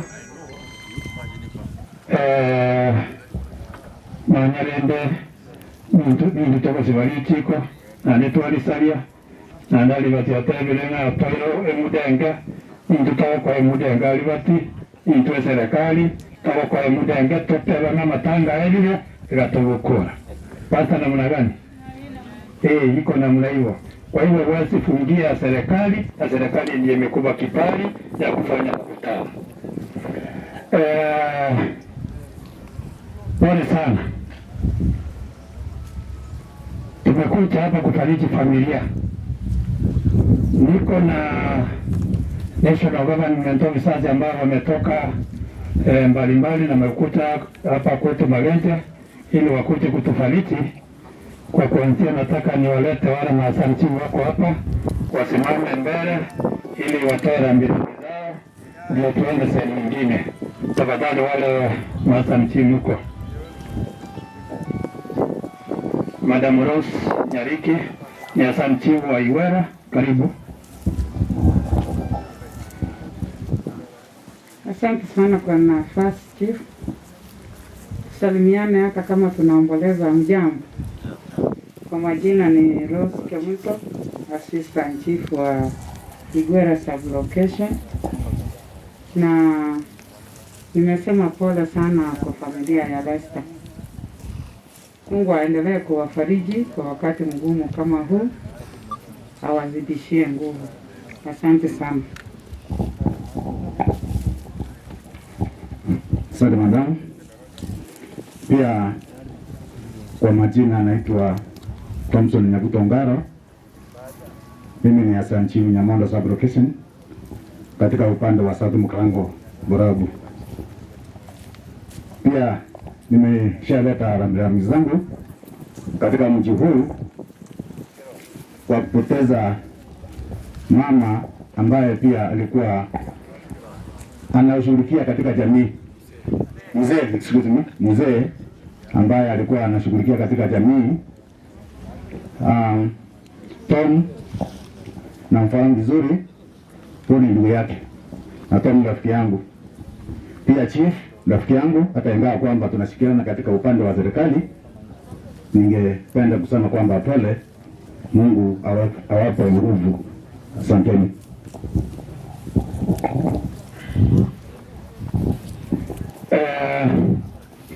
Vile ningependa kupeana honyo kidogo. Vile nimesema kwamba matakwa ya familia haikuwa inataka maongezi mengi, na vile walikuwa wameomba sana. Tunajua wakati wa siasa umekaribia na tuko na wanasiasa ambao labda wamekuja hapa. Familia ilikuwa imeomba leo sio siku ya siasa, kwa hivyo walikuwa wanaomba kwamba hata kama mwanasiasa ako hapa leo asipige siasa kwa mkutano huu. So kabla sijapatia sina chiefs ambao wako hapa, nataka nimulete Madam Chake ambaye ni mtoto wa nyumbani hapa. Aliuliza kiti ya MCA na ni mwanasiasa, na tunaomba tu siasa itafika wakati mwingine, madamu tupige siasa mzuri sana, tunajua kupiga.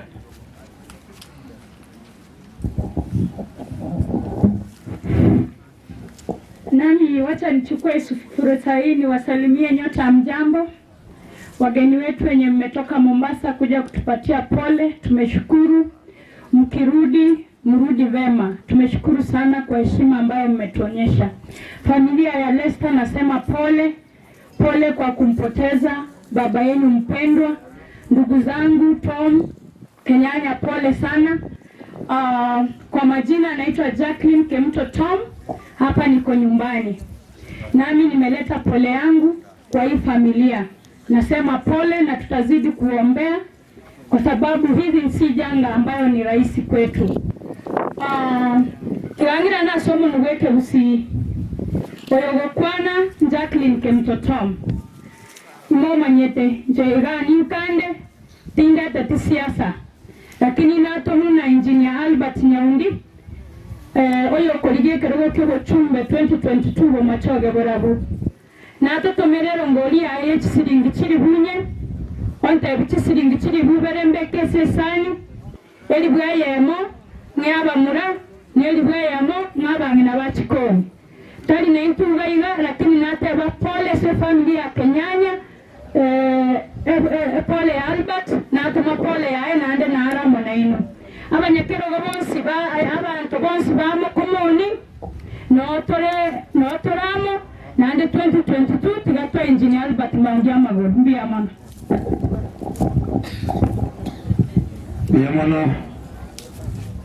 Kuregelia Madam Chake aratiri toro kyo musimo wa Albert Nyaundi oyo kolige chikura chibo chumwe na chago barabu 2022 omosikia Hassan Chifu Nyagenke na ole woikere twarenge kipindi kya wagambi tafadhali nchue ngane ya moyoka.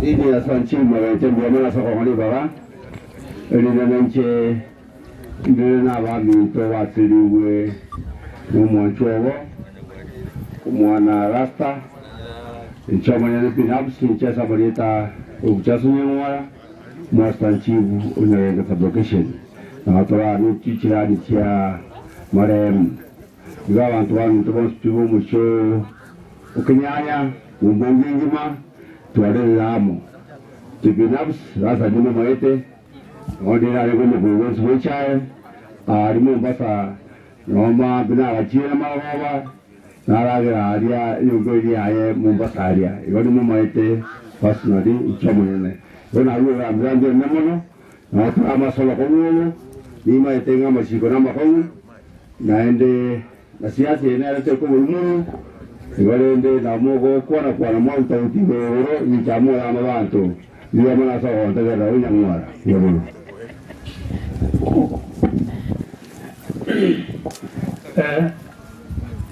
nami kwa kumalizia nafikiri sina mengi. Tumeguswa sana kutokana na kifo cha kijana wangu ambaye ni Lester Chuma, ambaye tulikuwa tunashirikiana naye kwa karibu sana, kwa sababu tukiwa hapa nyumbani na yeye akiwa huko alikuwa anatujulia hali na anatuuliza vile tunaendelea hapa nyumbani. Kwa hivyo tumepoteza kijana, alikuwa mzuri sana. Pole sana mke wake, pole sana watoto wake. Nasikia yako na watoto wachanga, na kuna mmoja ambaye atajiunga na shule ya sekondari kuanzia next month. Tunakuambia kwamba uwe na nguvu na courage, hata kama baba ameenda. Tumekupatia pole sana. Mwisho ndio nileta Madam Chief wa location hii yetu ya Magenche. Nimetumia pesa ya mmoja wetu ambaye naye pia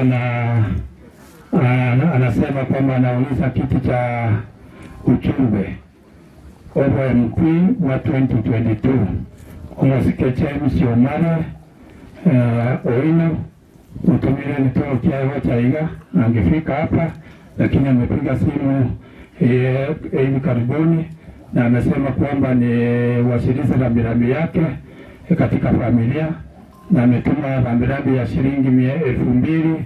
Amesema niweke hapa, na wale vijana ambao wanakusaidia kulima ama kuchimba kaburi nao pia amewapatia shilingi 1,000.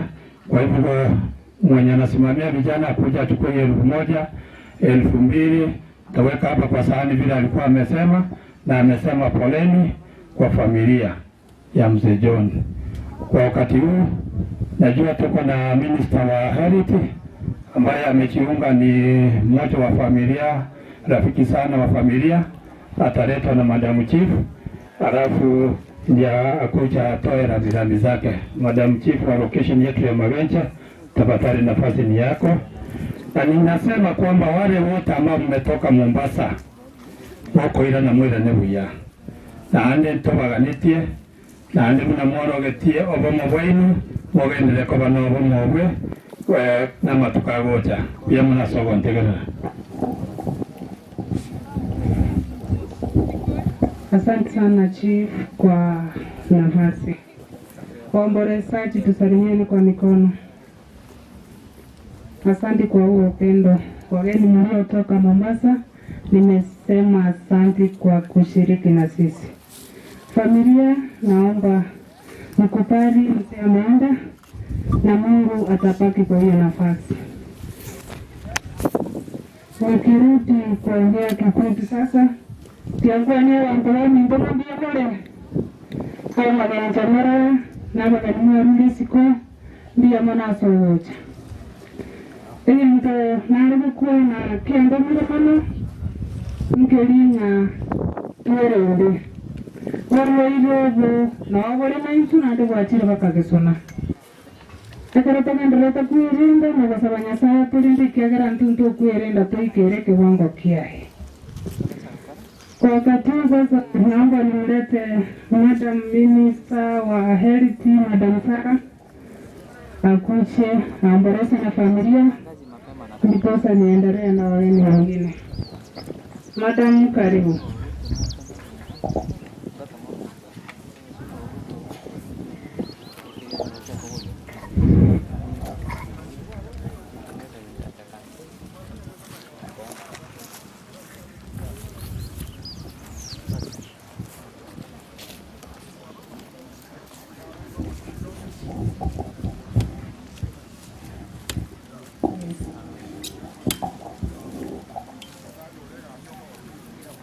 Our family, Lester, the whole of the Kenyanya family, the Mombasa team, especially you who have been standing here working for and with him, the welfare from Mombasa, all our neighbors here,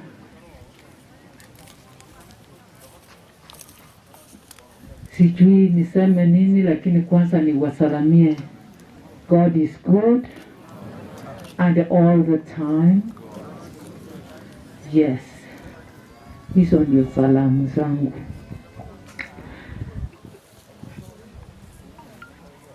I stand here pained a great deal because of the loss of Lester, but I've listened to you, those of you who have been with him in Mombasa, and I appreciate your report, kwa sababu inaonyesha kwamba Lester alikuwa mtu mzuri kama tulipomjua akiwa mtoto.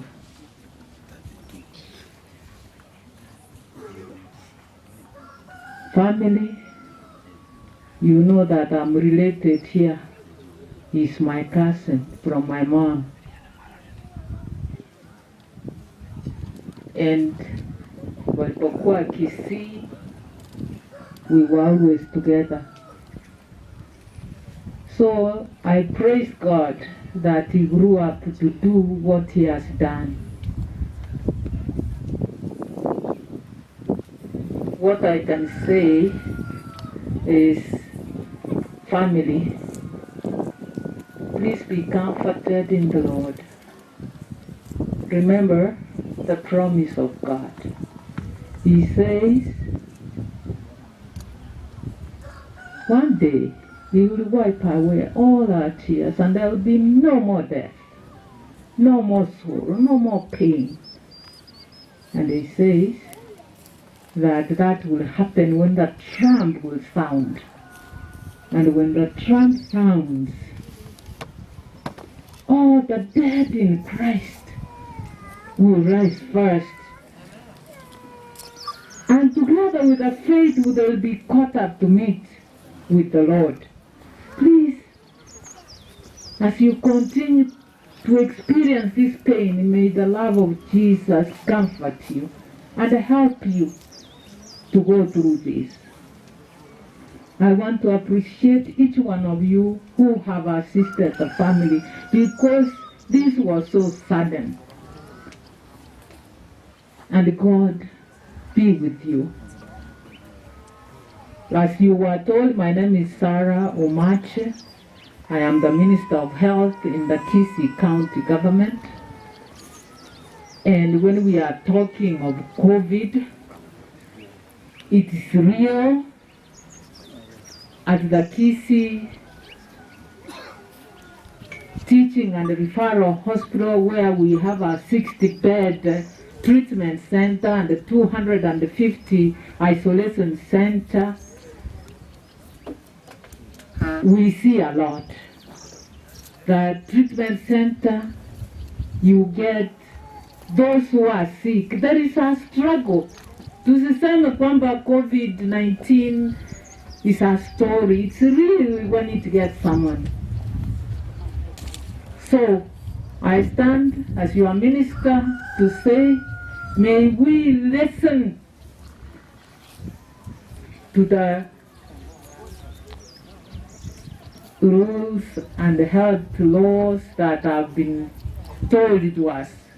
Please wear this mask because research has shown at least it prevents us as we are together here from getting the virus. Let's wash our hands, let's sanitize like it's happening, let's avoid very close contact. But we can do all that and it happens. However, let's not be careless. And to say many Mungu tu, no, let's do our best. I want to say right now, according to scientific pronunciations, the Lake Region Economic Bloc, you know, is under lockdown, so to say, because our curfew starts at 7 and not at 10. And we are not even going to church.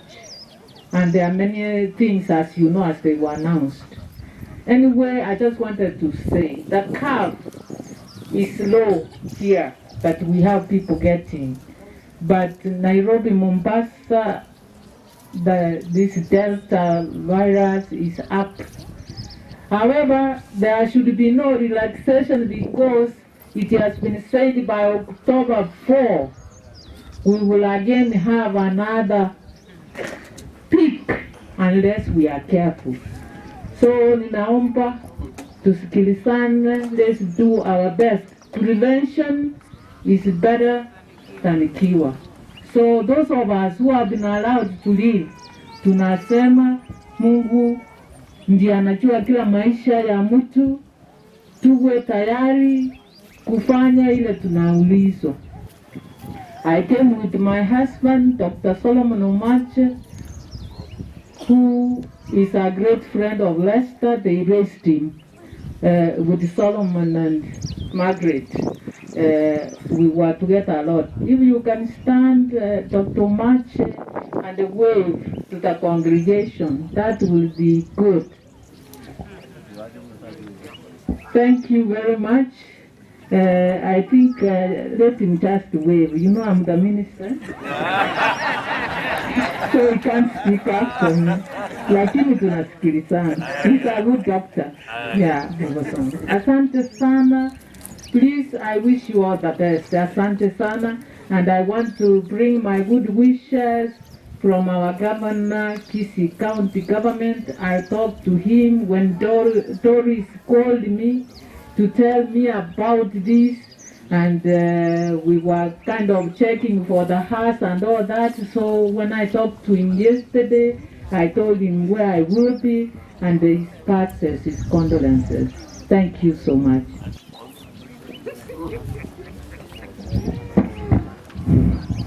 Thank you, Madam, for such a wonderful message. Nijua tu utaongea mengi na mazuri. Yetu ni machache. Naomba Chief Kimanya ukuje ujitambulishe. Anaitwa Senior Chief Kimanya from atamalizia. Thank you, Madam. Mimi sina maneno, Madam. Yangu nimeleta hapa ni kushtuka kwa kifo ya mwenzetu who is equally very young, kupoteza maisha wakati alikuwa ameunda familia imtegemee. Hilo ndio jambo limenistua peke yake. When you leave this beautiful daughters and son na bibi wakati wanataka kukutegemea. So sometimes kifo so painful. I'm very sorry, particularly to the family.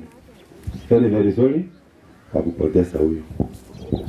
Wale ambao mmetoka Mombasa, mmetuonyesha kweli this hero here alikuwa mzee wa maana. Sababu tumeona ni wangapi walitegemea yeye maisha, wangapi wamempenda, wangapi walifanya hata akajulikana kivingine. We are so sorry. We are so sorry. Na tunawaomba because ya hiyo mapenzi na mtakuwa mwikaa na hawa, you extend that olive ili familia yake pia wafurahie na Mungu awafariji.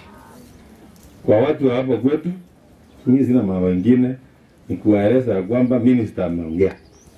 Minister ameongea, sitaki kuongeza juu yake, isipokuwa ile mapenzi tuko nayo mengi ya kukaa pamoja, hiyo ndio pia inanisumbua. Yaani mnapendana, mnaweza weka lezo mnakaa. Hiyo mapenzi mwaje ile, mwaje ile. Wacha ni wewe kama hivi ndio mwe kana sawa chi. Mwewe ndio waje wewe fika na me from the minister herself. October. Kindly is not a joke. Hata mumeona wengine tunataka kubatizwa tuende mbinguni, kanisa zimefungwa. Hata ndaenda wapi?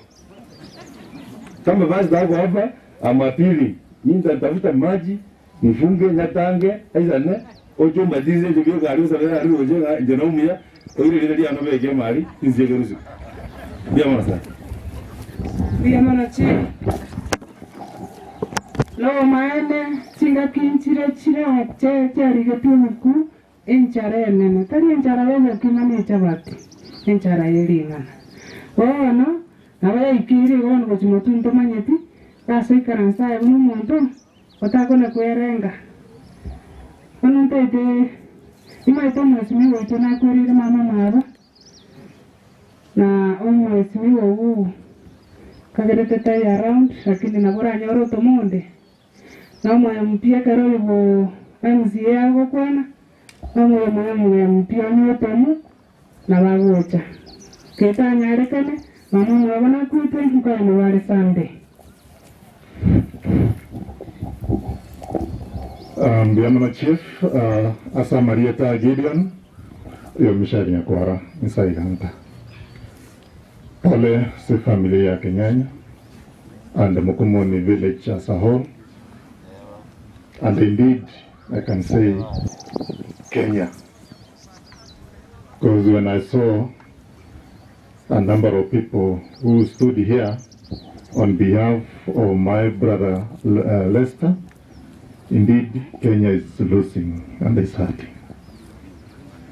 Wanatenenaiga kwa niaba ya mheshimiwa majority leader Timothy Ogugu Orionte Viringa ta kunyara goika because of other engagements na ara matangande and una chief akwanire alia kinyurukia bonda tere mheshimiwa Professor Ogutu na Siritimina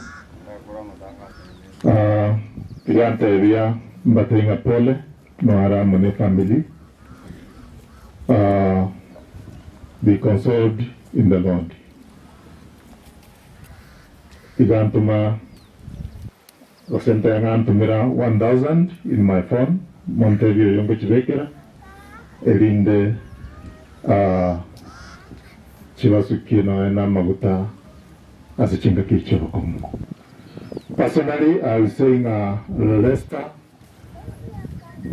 to Alatanera Mombasa. Kerana Rengo Hasso, Nanjanangete, 1 or 2 advice. And I can say Inga is an entrepreneur. Abangina balimuta iwetyo munoyo entrepreneur no muntu akogando likichibesa asako likikorwa erocha otebanga nkobeka sebisine biasaragete kirachi bekiro umana batebanga ibongo chi rare kabisa bune nkoke kurare ramagena elinde okorabia byo kire bichuchu biria umana kobeka abantu buna nara abantu barega Kenlis, a team from all over the country. Nando gukora kubakora na bia bwatirense obe komontoro nando ganda nando gichinde nando korabo. We have lost an entrepreneur from Mukumuni. Akerani siya jete na wakora na nenkoba. Na letari nkoba igo. Nkoba yo murake.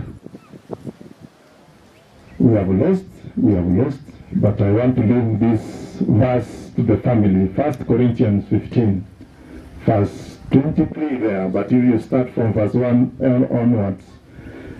Yawate anga rende, njumawate veranga kuhoki lumkweyo, wanya Yesu Kristo akarata ndigie, uvogete kulia saba akuli.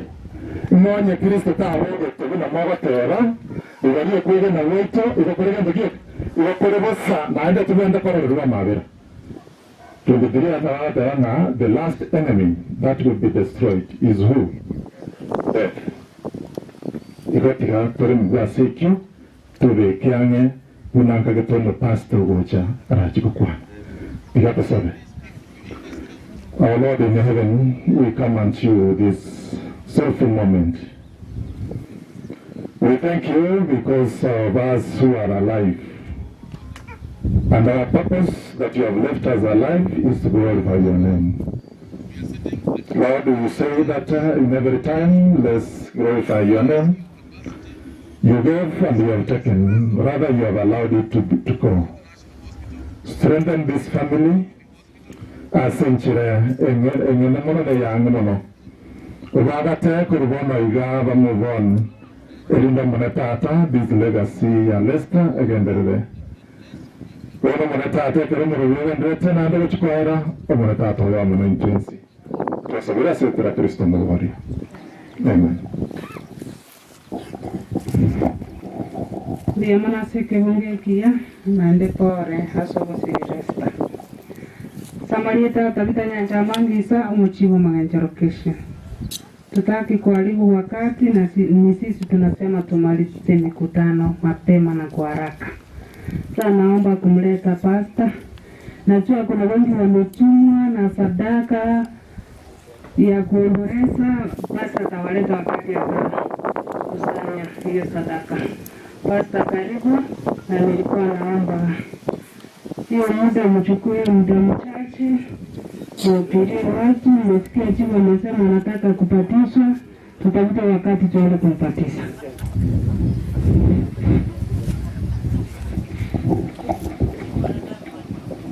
Sasa wameomba 1 minute, so akimaliza ndio utakuja. Thank you Chief na wale wote mmetoka mbele kwa vile mmeendesha kipindi. Asenda ikeiga esenge njoma mbugate ntiwe salisa kaleri na ende mbugate program chinde chishiringi chiga kwa ile familia ya babu Jody Kenyanya wale mnakaa huko Kiserian, kwa sababu China nimepata hapa ni la mmoja ambaye anasema atakuja 2022, anaitwa Naftali Onderi Ontueka. Huyu inaonekana ni binamu wenu. Ni binamu wenu kutoka Kuombongi family.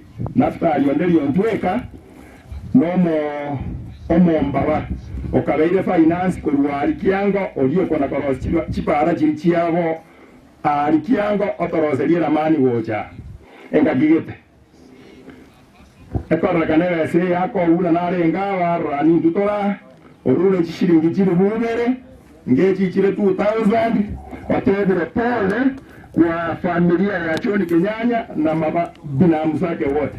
Nyinyi nimeelezewa nyinyi ni kazini zake. Kwa hivyo amelia na nyinyi ako mbali. Elia kabere ngai Gideon yake andango. Gideon ango amesema ametumiwa ile 1000. Kwa hivyo ndiye akaniambia niweka hapa.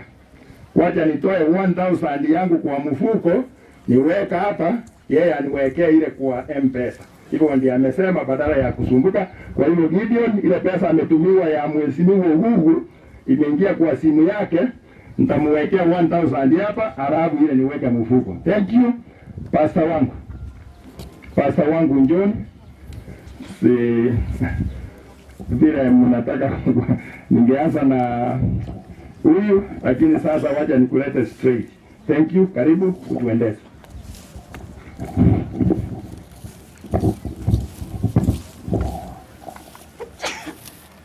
Nashukuru kamati ambayo imeshughulikia mkutano huu tangu asubuhi mpaka wakati huu.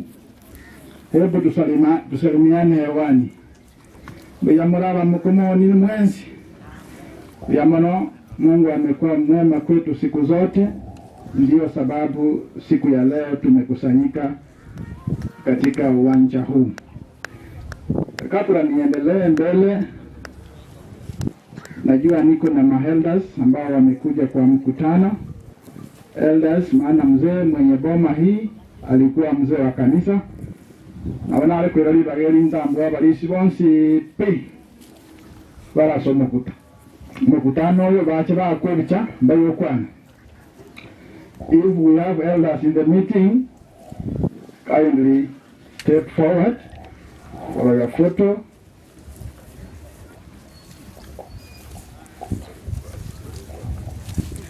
Ni picha tu, hakuna kuongea. Simama karibu na picha. Dr. Maji alikuwa rafiki yangu, bado ni rafiki yangu, labda amenisahau. Bado si, you are an elder. I think this is an opportunity for you to come and maybe pray for us. Alikuwa anashughulikia mama yangu wakati mmoja mpaka akaenda. Urafiki wetu ukaendelea mpaka tumekutana leo nikiwa pastor wa Magenje district. Siku ile tulikuwa in another forum. Karibu sana kwa mimi elder.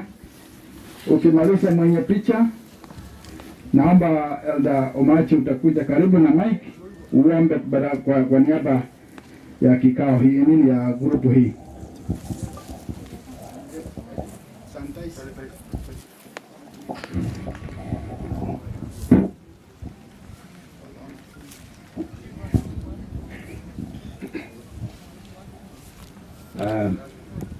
The family of Lester, the big clan of Kenyanya, all the visitors who have come from all over, we are gathered here because of the going to sleep of our brother Lester. Lester is not dead, he's asleep. Those of you who know computers go to sleep. And when the Lord Jesus comes, He'll put His energy there and it will come through. That's a belief we have. So let us take courage in that hope. And I've seen through this funeral that he was very strong. He has a big group which fears God, and that's a witness. So we thank God for that life of him, and may you continue in him. So may we bow as we pray, and on behalf of the elders, I want to say their condolences together. Receive their condolences as a family. Let's bow. Our Father and our God, you know why we are here. Your servant has rested and awaits that beautiful resurrection morning when the trumpet will sound and he will wake up. And I know you'll be looking for some of us, whether we are there. Help us that we may shape our lives, that we may accept you in our lives, we may surrender ourselves to you, and you may lead us. Even if we die, we know that we have not died, we have just slept, awaiting that morning as him. And when that day comes, we will all be together. We know that there's so much fear in the world today. COVID is real, and we just claimed our brother. So we know it is real. But you know, you allowed it because there are some who got it and did not die. Let them realize why they are alive. And all of us, as you have sent this COVID, it is all over the world. Hakuna mtu anasimama na kuface COVID katika dunia mzima. Abakusia wata yanga basaja onse watamro chimbuna. Because COVID is real and we have no medicine except you. So we pray for your protection for each one here, for the world, and for all of us. And this morning, as Pastor brings the message to us, we pray that he may give us the message from you, that we may be drawn closer to you and surrender to you in every way. For we ask in Jesus' name. Amen.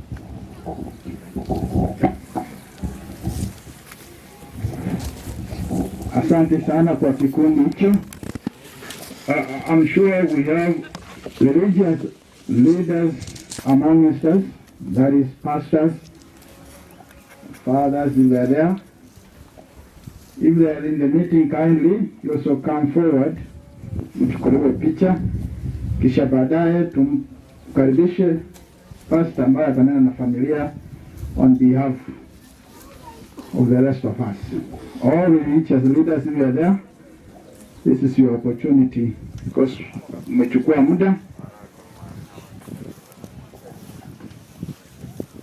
Kama mpo itakuwa rahisi kwangu niendelee. Oh, I see two. I hope these two can represent us.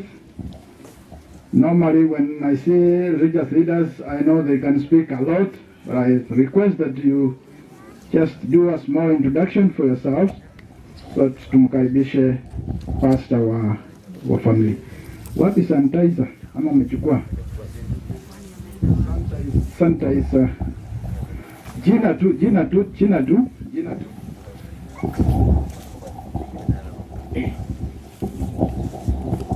Waombolezaji na wenyewe, napeleka salamu hizi through our Jesus Christ. Hamjambo?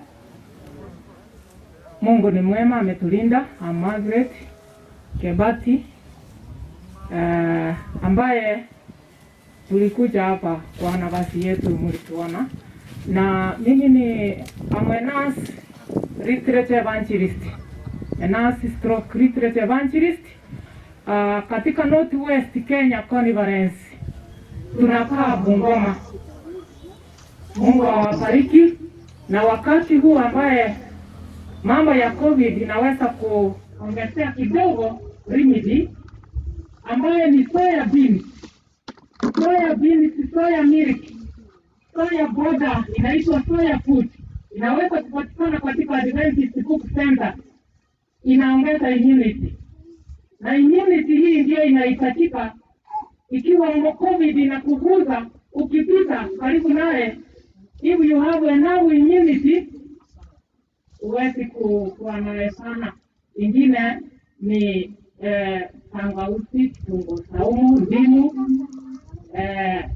ile inaitwa turmeric kama mko nayo.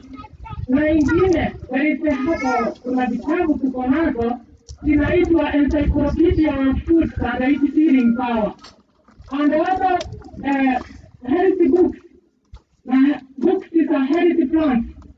Kuna madawa hapo ambayo ni ya respiratory tract infection remedies, ambayo unapata one of them, unaweza kugugu katika healthy message. Mti inaitwa pine, ni msanduku, unaichemusha, ikichemuka handifu, maji ni 1 liter, unachukua 1 tablespoon kwa hiyo juice imechemuka kwa 30 minutes, alafu unaiongeza katika ndani ya maji ya glass, mtu anakunywa. Kama mtu ako na chest conditions, use hot compress towel, unaweka hapa. Towel ingine ambaye iko na maji moto, unafinya inatoka, alafu unaiweka tena kwa hiyo towel ambaye iko hot, iko dry kwa chest kama anashindwa kupumua sana, alafu unafunika tena another towel. Unaendelea kuexchange hivyo, alafu lungs zinapata joto na zinafunguka. Na ingine ni steam inhalation, kitabu kinaitwa Uponyaji. God bless you. Okay, tusalimiana hivi. Kwa majina naitwa Pastor John Mwangi, nimetoka Kiambu County, na wacha niseme tumeoa mahali pamoja na Resta. Nimeoa sister ya Karis, na kwa hivyo nasikia kuomboleza kwa sababu nampia Resta vizuri. Tumekaa naye muda mrefu na ni rafiki mzuri na venta mzuri, alikuwa ni rafiki mzuri na venta mzuri, na nasikia tu kuhuzunika, although lazima to accept the will of God, na sitaongea sana kwa sababu ndio kama vile mchungaji mwenzangu amesema, sisi tukua pastor tulikuwa ikipaza sauti tunaweza kuwa muda mrefu. So Mungu abariki sana, na nimetoka Kiambu County, na nikifika huko naambia namna gani. Okay, barikiweni sana, asante.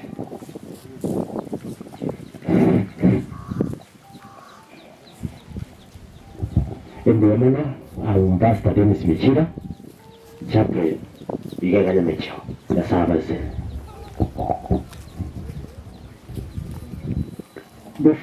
Before the speaker comes, I want to take you the book, the song number 323 in Ekebusi, and those who have hymnal is 742. 742 church hymnal. And I want to go to stanza 1. Yeso no musani onare. Ready, ready, ready, off. Yeso no musani onare. Nere bionsia sindi. Senkoro yane nabuete bonsin. Nigarebu negesi chakeri hokasende. Kingane tiensi viwe homoginham. So bororo andemia seme chandambisia anteria. Dwekamako wonsi. Nere gesi cha ekia Senkoro yane nabuete bonshi. Pastor, karibu kuja karibu na mimi. Pastor ambaye anaenda kuongea nasi anaitwa Pastor Mboga. Wanafanya kazi karibu na sisi hapa. Siku hizi atasema mahali yako.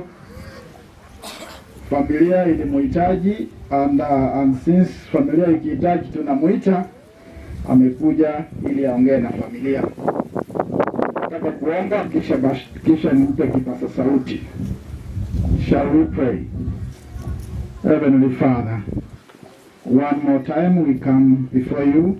We want to thank you for the far that you have brought each one of us. Thank you for the protection. Thank you for the salvation that you have accomplished for each one of us.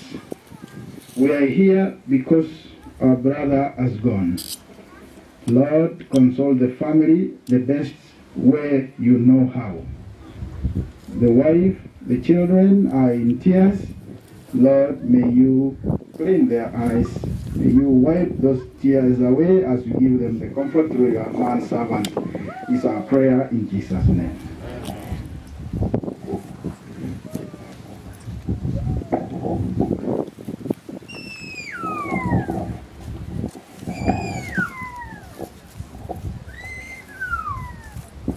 Wapenzi wa Bwana, waombolezaji kwa ajili ya familia, ningependa kuwasalimu mchana wa leo. Bwana asifiwe.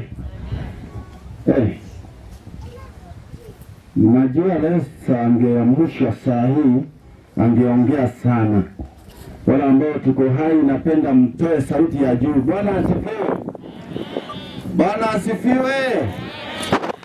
Namshukuru Mwenyezi Mungu sana, ametupatia nafasi. Tunaweza shukuru kwa sababu sisi tuko hai. Marafiki zetu wengi wamelala, waumini wenzetu, majirani, na hasa ndugu yetu ambaye tunaliona jeneza lake tukiamini ako ndani. Ninachopenda kusema ni kimoja kabla ya mahubiri. Kuwa kwetu hai ni Mungu tu. Haleluya.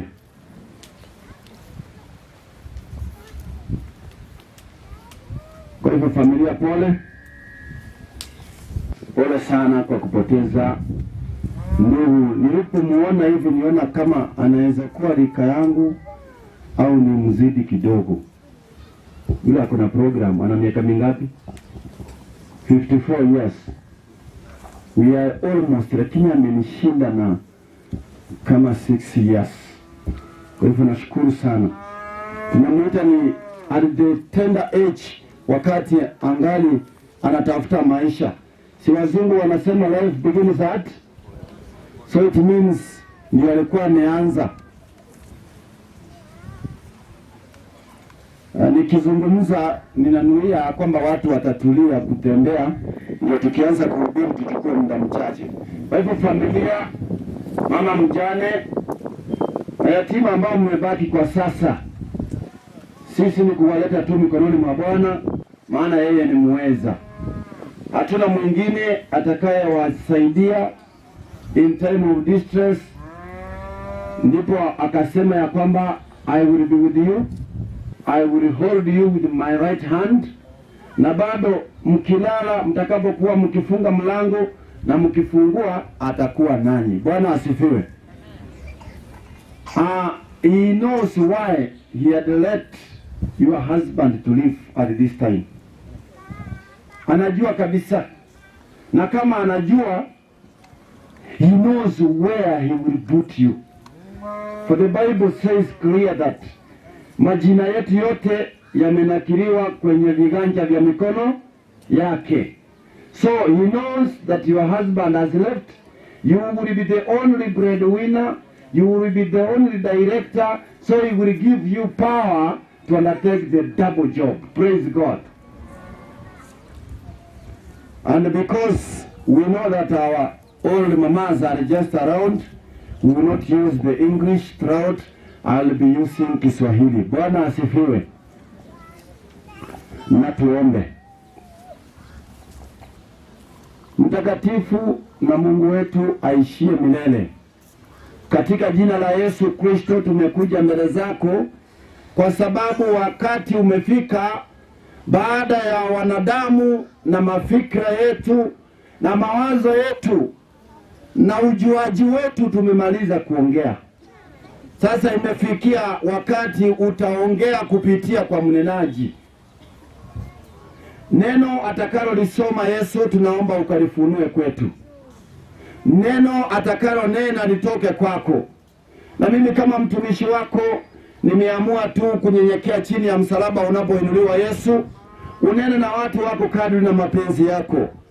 Jina lako liweze kupewa sifa, maana tumeomba katika jina la Yesu Kristo aliye Bwana na mwombezi wetu.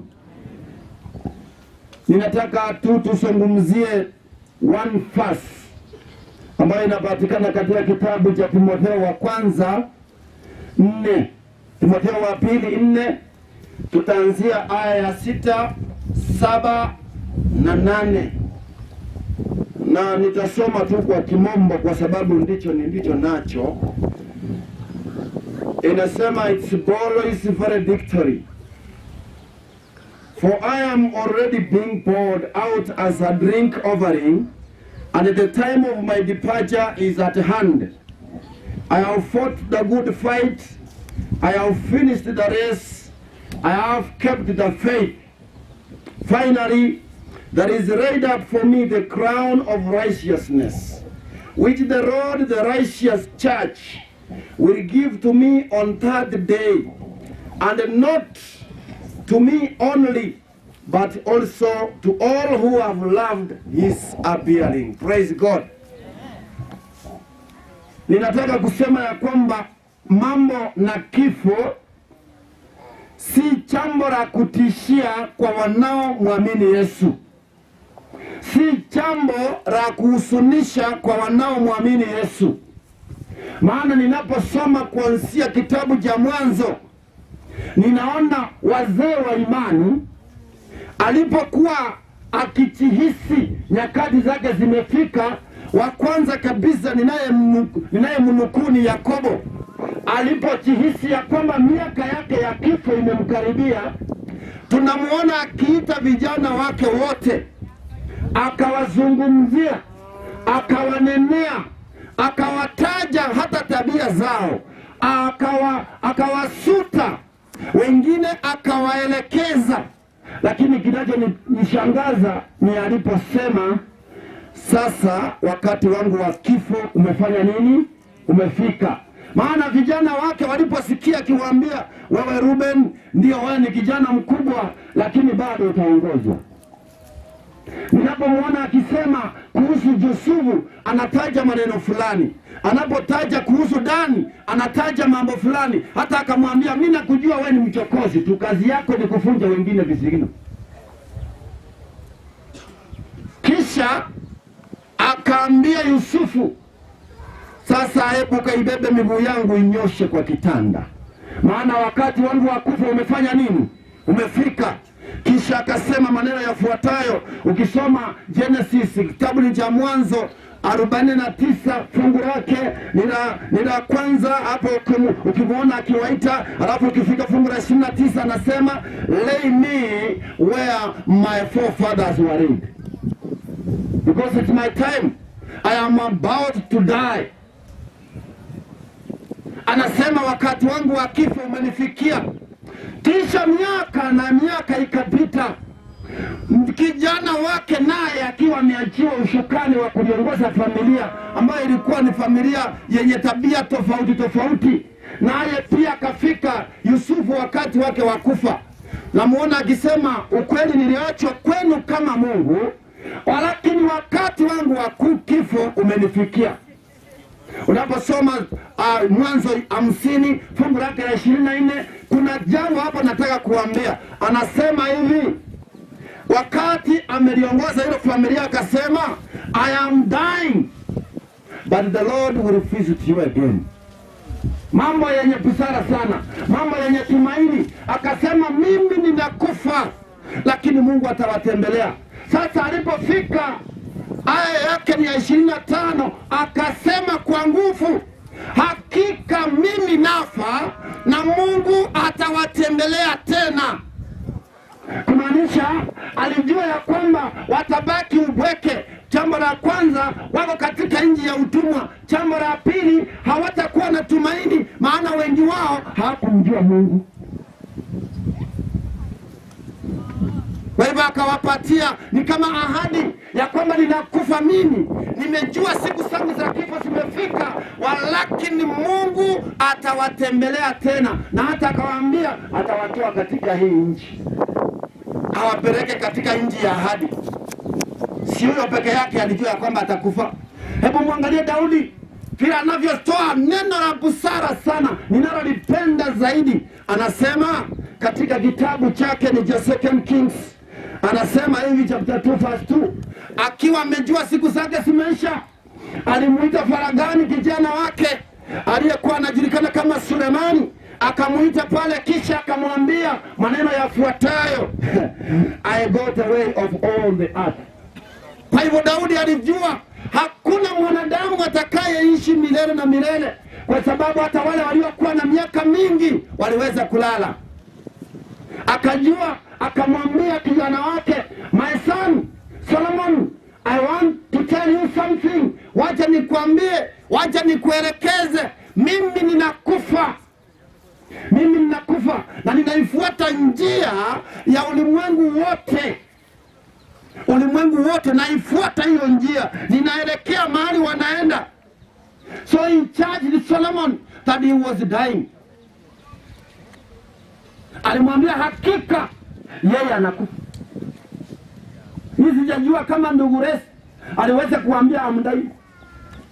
But you see, even King David, Daudi mwenyewe ni mfalme wa the whole of Israel, anaambia kijana wake ninakufa, lakini fuateni yafuatayo. Ukisoma aya ya 2 na ya 3 anamwelekeza, tafadhali umkumbuke Mungu na usifuate amri za nani? Amri za nani? Zake. Wewe alikuwa na kila sababu ya kumwambia kwamba sasa usishughulike na haya ya dunia, mimi ninaondoka. Huenda labda nilikuwa na kusaidia mambo fulani fulani, lakini ninaondoka. Asaya amri, ukumbuke, utamkumbuka nani? Mungu. Paulo akiwa katika gereza la Mamertine the second time, mara ya pili, si mnakumbuka mara ya kwanza walipelekwa gereza na wakaomba na kuimba mpaka milango ikafanya nini? Ikafunguka. Si tunaimbanga hivyo? Paulo na Sila. Sasa mwezi imba hadi milango ya gereza ikafanya nini? Ikafunguka. Sasa ni mara ya pili amepelekwa gerezani. Sasa si ati yako na nguvu kama vile wakati wa kwanza. Hapa alikuwa amezeeka, muda wake umeenda, na ili hali ameangalia hata familia juu ilibaki wapi. Amehubiri kila mahali ulimwenguni kote, Corinth, Thessalonike, Colossae, kila mahali ametembea. Mwisho akiwa in Mamertine in Rome, pale katika Rumi, akiwa amefungwa chini ya gereza. Ninapoliangalia ilikuwa sio hizi kama hizi gereza za siku hizi. Mugambi amurara hapo watu wamechera ni abasacha taliwa sana baba ndio wao wanasema gereza au chela ni ya wanaume ama namna gani, nataka nikwambie hii ya sasa ni kama Ikulu bwana. Hii ya sasa ni Ikulu. Maana human rights wamebadilisha mambo. Hata sasa hizi mfungwa ako na TV. Mama namna gani? Mfungwa ako na kitanda kizuri, tena mattress ikiisha ana right ya kukomplain ya kwamba my mattress is torn, I can't sleep on this. Mfungwa ako na smartphone, anaweza communicate na watu nyumbani. Mfungwa wa siku hizi anaoga. Mfungwa wa siku hizi anaenda choo kizuri. Enzi za Paulo, gereza lake lilikuwa limechimbwa ni shimo futi 2 round, na akiteremshwa alikuwa anafungwa kwa mikono namna hii, kisha kamba inafungwa kwa mikono, anateremshwa kwenda chini, haonani na jua. Yeye na Mungu tu.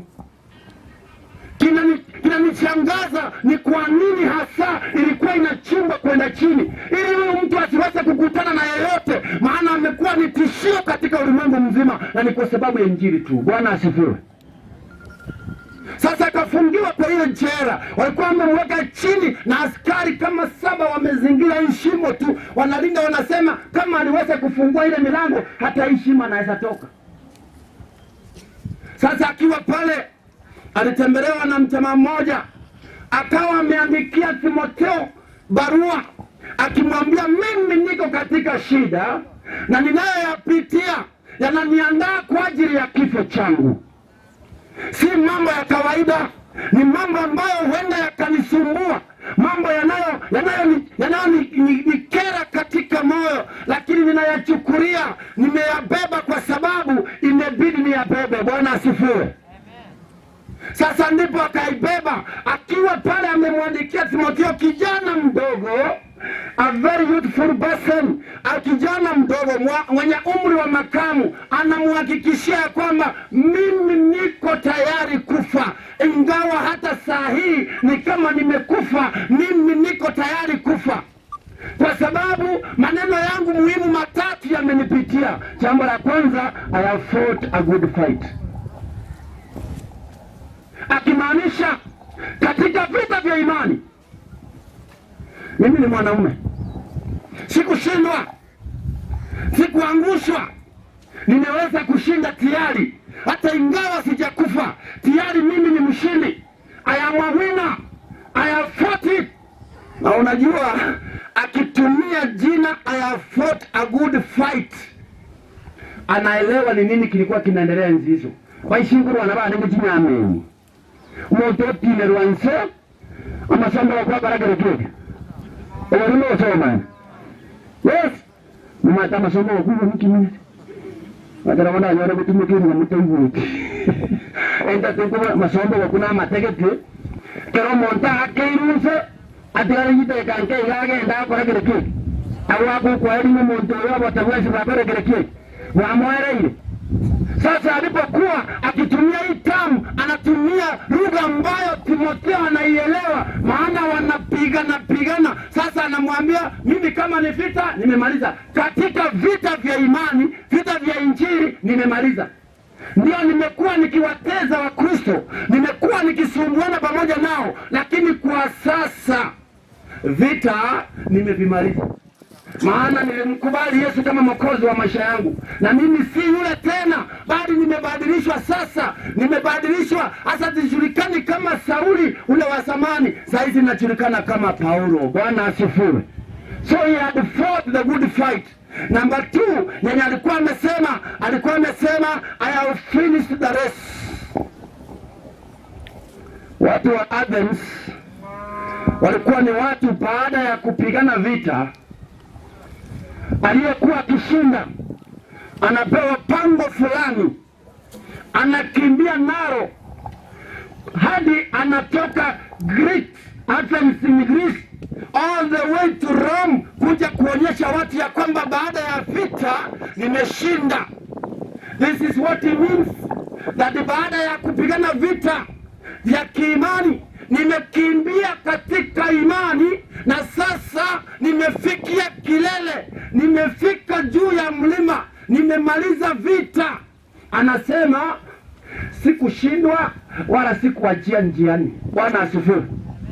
There is a book in Gospel Workers. Anasema dada Ellen White ya kwamba God has no room for quitters. God has no room for quitters. Mungu hana nafasi ya watu wanaotoroka katika safari hii ya imani. Mungu hana nafasi na wewe. Na ikiwa basi tumeteuliwa kama waumini ambao tumeitwa kwa jina la Yesu, hatupasi kutoroka, hatupasi kuachana na hii mbio. Haufai kuchokea njiani. Tunapenda kuangalia Olympics. Ama waja tu nimtumie ndugu Eliud Kipchoge. Ndugu Eliud Kipchoge juzi amefunga rekodi yake mwenyewe. Ni kweli ama ni urongo? Ni kweli ama ni urongo? Angeenda kupishana na rekodi yake, akifika njiani aseme nimeshikwa na masopuru, awachane. Tungesema ameivunja. Bwana asifiwe. Tungesema ameivunja. That's what we mean. Wakati Paulo anaposema ya kwamba I have finished the race, katika safari ya kiimani sijaachia njiani. Ndio nilianza vibaya sana, lakini nilipofika tangu nipelekwe pale kwa Anania, nikawekewa mikono, nikaambiwa nenda na Injili, sikuiacha. Hakuna siku niliachia njiani. Na mwisho anasema I have kept the faith. Ndio nilitumainiwa ya kwamba na Mungu mimi nitaendelesha, nitakimbia na hiki kijiti cha imani hadi nipokeze kwa mwingine, nami nakupokeza siku ya leo. Ndiposa kwenda chini pale, wakati tulisoma tunaona akisema ya kwamba ni wakati wangu sasa wa kufa, na kama wakati wangu umefika ninaenda kulala. Sina chochote ambacho nitakitia maanani, bali ninachokikumbuka ni kidogo tu kinachosema ya kwamba and I know there is a red crown for me. Bwana asifiwe. Anasema sasa mahali nimefikia, si jambo lingine ambalo litatokea. Kile ninachokingoja tu ni taji, na si taji ya hivi hivi, ni taji ya uzima. Na si mimi tu nitakayeipewa, akatuombea hata nasi, ukiwa ni mzee wa kanisa, ukiwa ni mshiriki wa kawaida, ukiwa ni pastor. Kumbe Paulo alipokuwa akimwambia ndugu Timotheo, ni kama nasi alituona tutakapokuwa katika imani, tutakapojengwa katika imani, mwisho kabisa nasi tutaipata hiyo taji. Bwana asifiwe. Ndugu yenu amelala. Ndugu yenu amelala. Mume wenu amelala. Baba yenu amelala. Are you ready to take the mantle to the end? Mko tayari kuendeleza? Will you keep the faith which he had in you?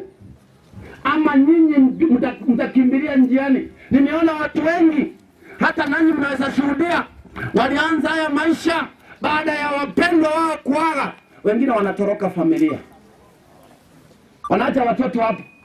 Wengine wanatoroka hata na watoto, wanaacha hiyo familia ikiwa haina chochote cha ukumbusho. Paul says, I have finished the race. Will you finish the race on behalf of your family? Your husband is gone. Will you carry on the mantle to the end? My sons, will you remember that you had a dad who was very serious, and you continue with that mantle until the end? Me, I can't tell, but you will only become winners if only you put Jesus ahead. If only you invite Jesus to your ceremonies. If only you invite Jesus to your meetings, very early in the morning, very early in the evening. Make sure you pray. Though there is an enemy who has come in our families. Kwa kweli na maena abangi naba chitibye chitwa chikoleta ruchiko ro digital chiatoleta iroba komu masabota iyo chinka. Yesu tana kwaliga ni gunka. Bantu abange kiba kwaliga ni neki yao. Ata Maria tara chaka. Ngurabuga ngumuruge Maria tara kora kireki. Utara chaka ekora Maria ya ile ni bagari yangu. Ni bagari yangu ya ile. Just taken the chance, a space for Christ. Wahali ambapo mungeomba umugambi, mungeomba badala ya maombi kwa nyumbani, Mauritius, masabatako na tigerekea. Tayo. People have forgotten. They have gone on to chikingia chini wote mchisambera bushinji mkasawa ntomba nyore Nyasaye na Bwana asifiwe. People don't pray. People go to bed and they lie and they pretend that they are praying the Lord. Will you finish the rest? Will you carry on the mantle? If you will carry it and continue with it, my friend, the only thing you can do is to invite Jesus. And the only way we invite Jesus, because He is able, He said, bring to me all your burdens, and that I may carry. Take my yoke, because it is right up. Take it. Mtu mwingine asije akakudanganya. Hey, watu wamedanganya watu, lakini secret ni moja ya kwamba tunahitaji kuwa na Yesu. Na when we are with Jesus, everything is possible. Praise God. Anina kiruka ya merete 37. Kende nkeo kirasi nye asengo. Somo nene. There is nothing which is impossible with God. Hakuna jambo lisilowezekana panapokuwa na Mungu.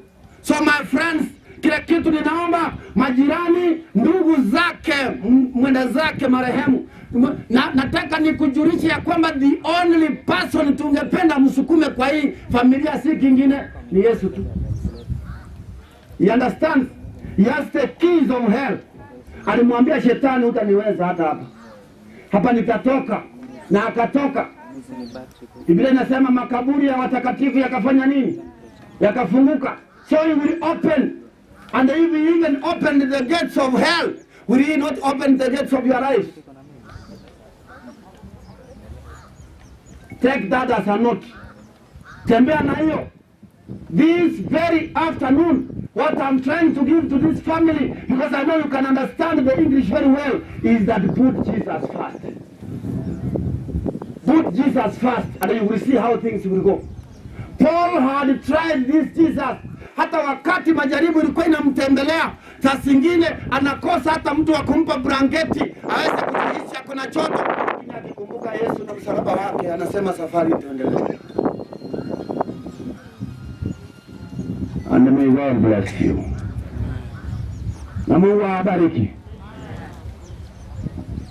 Ninachokiomba ni familia, msimame mche tuweze kupata ombi.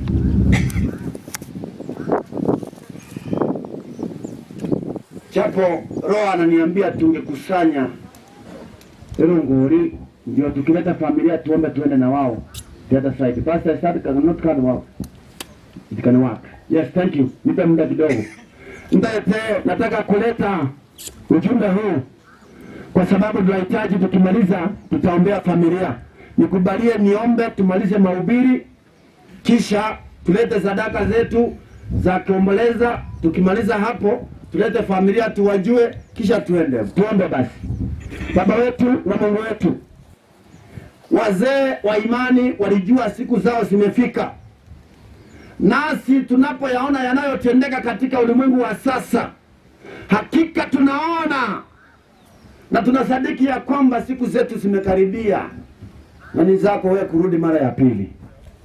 Tunaomba ujaporudi mara ya pili utukumbuke. Kila mmoja aende akiwaza moyoni mwake ile taa ameibeba ambayo ni taa ya kiimani, atatembea nayo.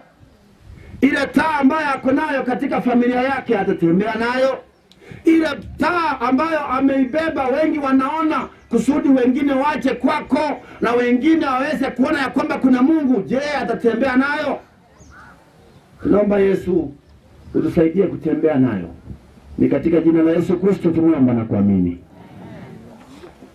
Sasa niruhusu niwaambie hata wakati Ayubu alifiriwa baada ya yote yaliyomtendekea, Biblia inanukuu ikisema ya kwamba marafiki zake walimletea fedha, dhahabu na mawe yenye thamani wakambariki nayo.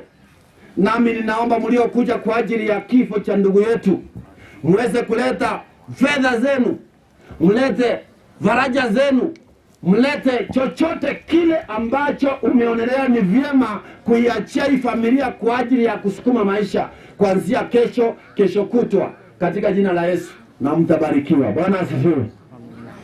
Sasa wacha niombe hao wote wako hapa hivi. Nitatangulia, ni nani atanichukulia hiki kitu pale Morisia nchu ngirege ntikang'aria ntikinga kingire aliangu Morisia watatolea hapo tu mbele ya hiyo. Naomba utaanza na ile ya juu kisha uje hii ya chini, na ukitoa tafadhali unarudi unakaa ile juu ndio kwa wale chinchi utakete. Kwa hivyo ninawaomba ndugu zangu na dada zangu, simama, na hawa wote mko pale hivi, simama pia. Akifika hapo mtoe wale wakitoa na nyinyi mkitoa, sio tukapoteza wakati. Tutaya tuwe silichinga kie abangira bali mweka rasta aliyo ngoria okwaleta tena yaliyo kaigonye ruochia ndio hiyo tugire timagane kitamba na rode mbuyari obe ngogenda rege wala tira bako ninu wata yaba mokaiga imukarurio kaigo mokaiga karurio ka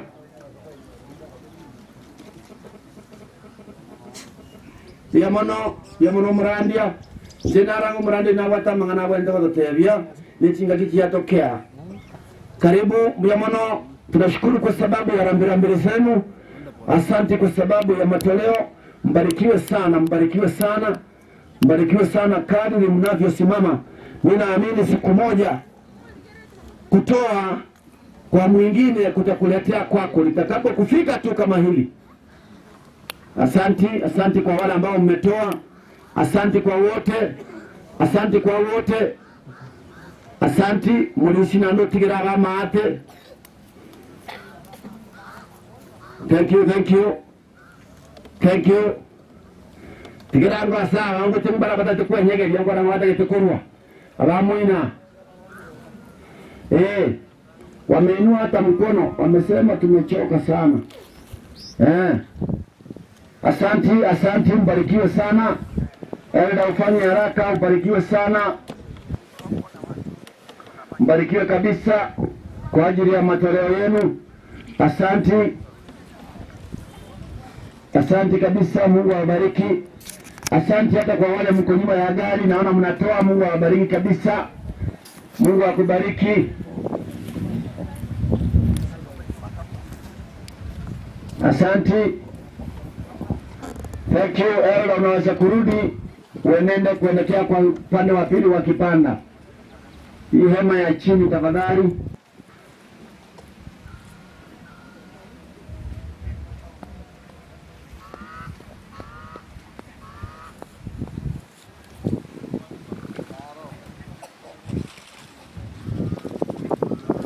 Yes.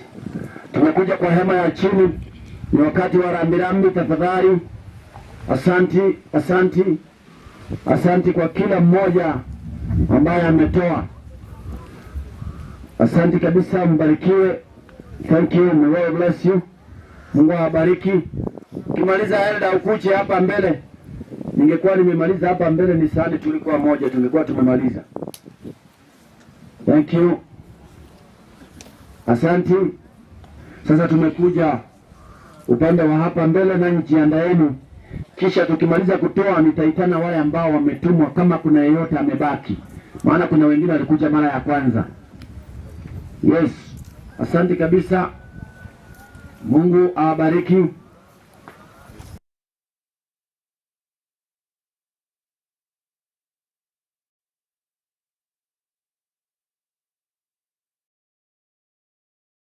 Mungu awabariki kabisa kwa toleo zenu. Mungu awabariki. Thank you. God bless you. God bless you. Yes, tumekuja huku mbele. Na tunawaomba muweze kutoa. Yes. Wasimama ulete kama ulivyobarikiwa. Thank you. Thank you for coming. Thank you. Thank you. Thank you. Asante. Asante, nimeona ndugu zetu mmeleta rambirambi zenu. Mungu aweze kuwabariki. Asante kabisa. Asante, Mungu awabariki. Thank you Pastor. Thank you. May God bless you so much. Thank you. Asante kwa kutoa. Thank you. Nami nimekuwa wa mwisho, sijui kuna wengine katika familia wameketi wanangependa kuleta rambirambi zao. Nanyi karibu, mbali na ile familia. Karibu, mimi nitakuwa wa mwisho kutoa kwa kawaida yangu. Kunao waliotumwa wangependa unamtaja kisha tunatoa. Kuna ile ilitangazwa mapema ya James Omare Oino 2000 ndio hii. Barikiwa sana. Thank you brother. Kuna anayeitwa Christopher Siambe, naye ni yule wa 2022 MP, ametutumia 500. Thank you. Kuna mwingine anaitwa Wina sasa for MCA, haya ametutumia 500. Nasemaje? Thank you. Tunawarudishia shukrani, maana wangependa kujua hizo fedha zao kama zimesema. Thank you and may God bless you. Thank you kwa wale ambao mmeleta. Nami ninamaliza kufikia hapo. Tuombee sadaka kisha tuingie kwa kuombea familia. Mtakatifu na Mungu wetu, katika jina la Yesu, waombolezaji wameleta fedha, wengine wameleta upendo, wengine wamekuja kwa ajili ya kushuhudia kwamba ndugu yetu amelala. Kwa pamoja tunashukuru, kila mmoja akitoka naye salama katika tumeomba na kuamini. Sasa tunaita familia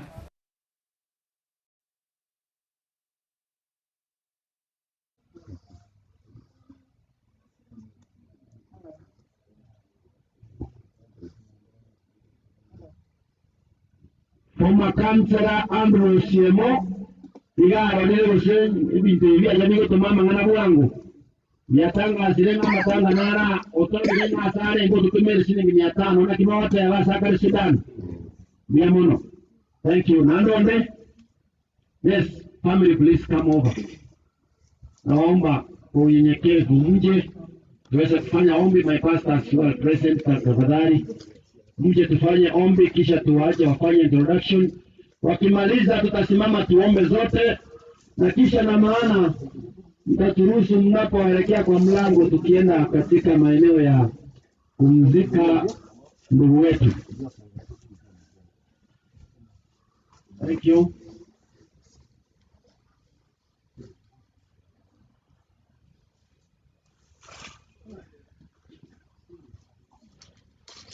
Thank you.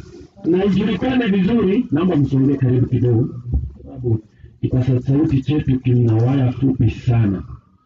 Naomba msongee tu karibu. Thank you. Pastors present kindly. Naomba mje na elders wala ambao mko karibu, kwa sababu ni wakati tunaweka. Naomba mnitolee hii tafadhali.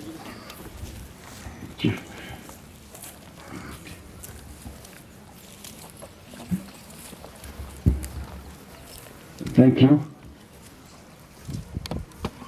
Ninaomba kama ni picha mpige mmalize, tutabakiza ile ya video peke yake, maana zingine zinaletanga zina disturb tukiomba. Pastor, songa nyuma kidogo.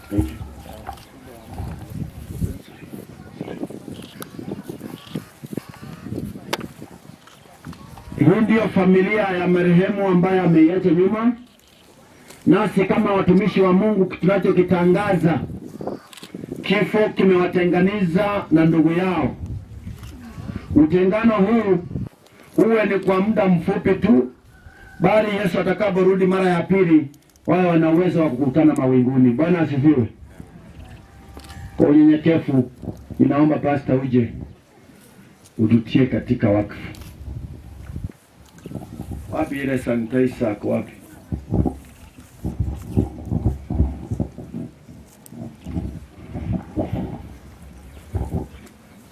Okay, wacha tuombe. Baba, katika jina lako za Kristo tumekuja mbele zako tukimnyenyekea ni kwa ajili ya uwezo wako. Tunaleta hii familia mikononi mwako. Ni jambo kubwa ambayo umeweza kutenda. Tulikuwa tunapenda Lesta sana, lakini umeona inastahili uweze kumchukua ili mahali uko akae pamoja naye. Baba, nakuita ni kwa ajili ya sisi zote ambao tumetuelewa na sisi zote ambao tumeachwa, ili ya kwamba Yesu ukaachilia nguvu zako ni kwa ajili ya kutia nguvu zako nguvu katika jina lako za Kristo.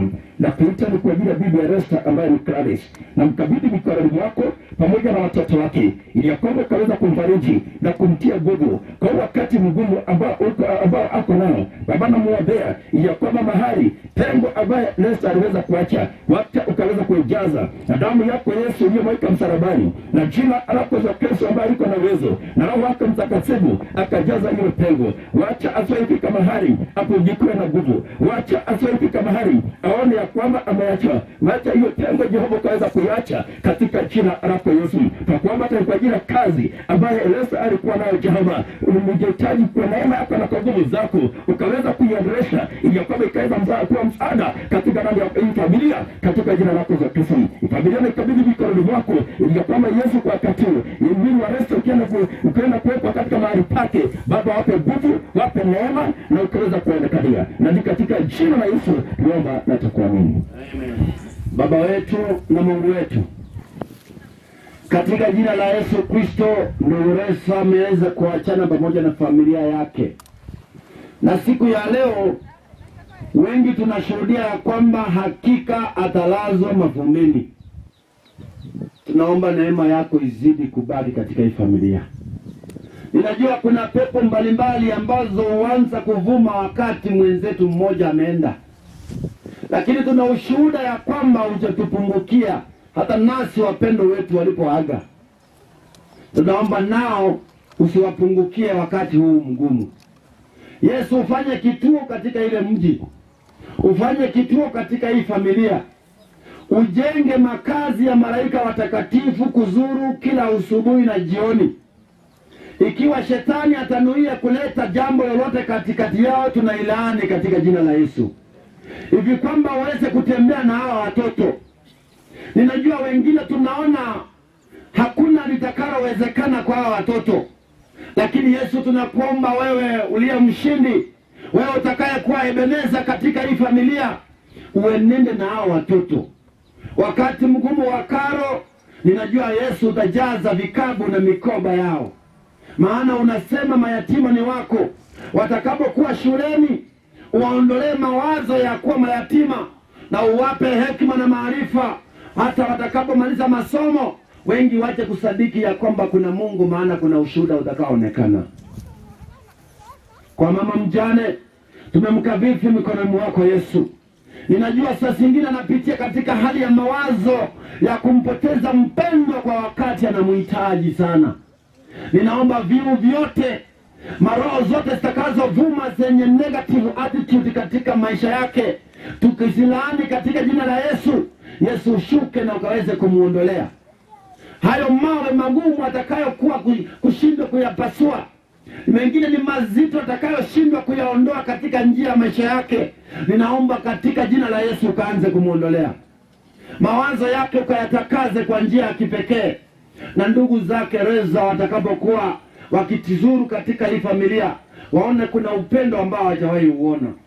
Nao ninawaombea Yesu ukawajaze na hekima na maarifa, ukawape amani katika hii familia, ufurugu zote zisiweze kupata nafasi. Asanti kwa sababu neema yako itatosha.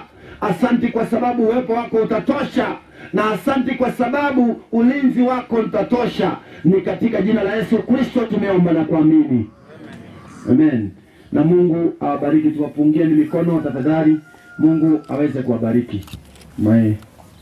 Yule ambaye anatoa introduction ya familia tafadhali ni nani?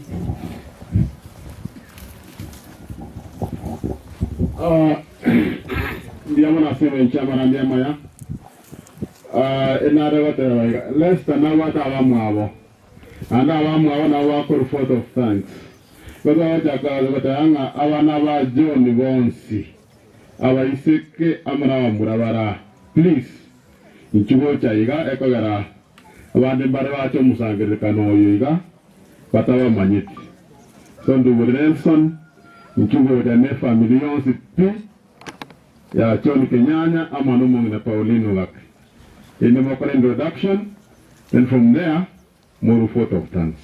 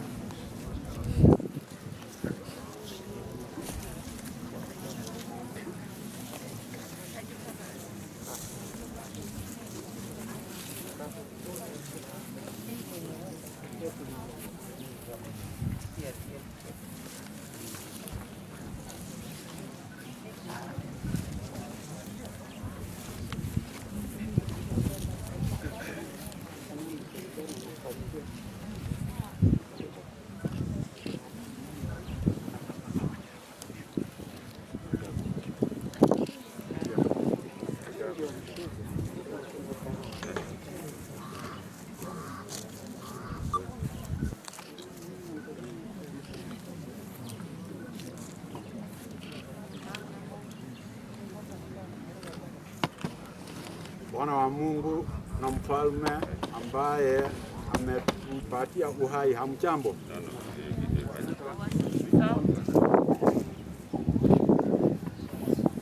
Bwana wa mfalme, hamjambo? Tunajua ni siku ya huzuni ambayo imefika katika familia ya mzee na mama John Kenyanya. Vile tumekuja hapa mbele, sisi tunawashukuru kwa faraja ambayo mmekuja kutufariji kwa ajili ya yale ambayo yametokea katika hii boma. Lester ndiye alikuwa akitinda mimba katika boma hii. Kwa hivyo vile ametuacha, kuna ndugu yangu ambaye ni Solomon, ndiye mkubwa katika hii boma, lakini kwa ajili hayuko pamoja nasi hapa, nimechukua hii jukumu la kuzungumza kwa niaba yake.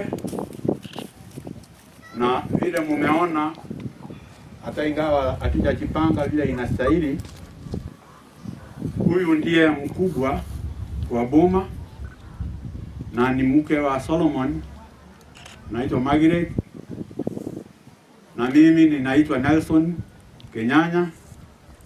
Mke wangu anaitwa Jenny, hapo upande ule.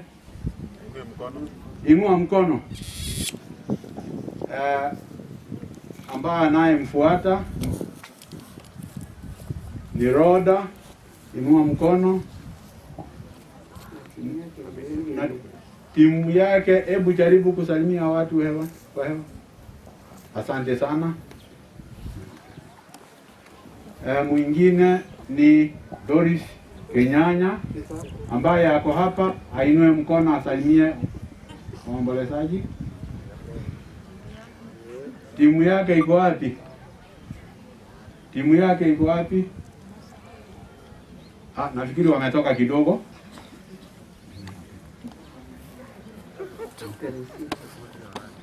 Teresia, inua mkono usalimia waombolezaji.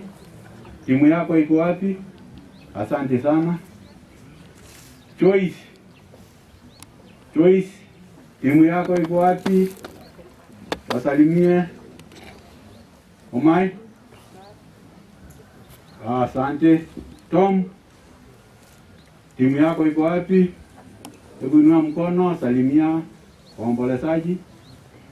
David Amoni. Amon. Timu yake iko pole sana. Asante sana. Tom. David, sorry. David. Asante sana. Gideon. Haya, na familia yake salimia waombolezaji. Sasa hapa vile mnatuona, hii ndio timu ya mzee, watoto wa mzee John Kenyanya na wajukuu wake ambao wameinua mikono, wamewasalimia. Kwa hivyo sisi tunawashukuru kwa ile faraja ambao umetuletea, na vile pastor amesema ya kwamba wale wazee wa zamani wa imani walikuwa wamejua siku zao zimefika za kulala. Nasi pia kama wana wa Mungu ambao tuko hai, na wasii ya kwamba tujiweke tayari kila wakati, kwa maana hatujui siku wala saa. Tuwe tunamtegemea na tunamwamini na tunaweka imani yetu katika Yesu, ya kwamba wakati wowote tunaweza tukaitwa na tutalala. Je, tutakuwa tumekuwa katika upande gani wa mkono wa Mungu? Kwa hivyo tukiweka tayari, na nimeshukuru sana tena, narudia ya kwamba faraja zenu tumesipokea, na tena naombea wafanyikazi wa Leicester. Sasa mtie bidii ya kwamba mko na yeye, muweke sasa bidii kuliko vile mlikuwa na mnatenda, kwa maana ile imani na ile kazi ambayo mlikuwa mnaendeleza, muendeleze kama mko na Leicester, kwa maana mmeachiwa msaidizi wake, na kuna hawa ndugu zangu wako huko. Kwa hiyo mshirikiane, muendeleze hiyo kazi vile ilikuwa iko. Asanteni.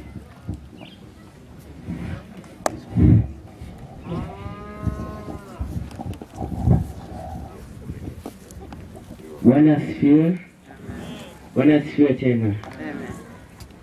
Nimesimama hapa nikiwashukuru kila mmoja wenu kufika hapa, na mimi kwa majina naitwa Melchizedek Mesesi Kenyanya. Huyu ni ndugu yangu Alan Fletcher Kenyanya. Huyu ni Sandra Chao Kenyanya.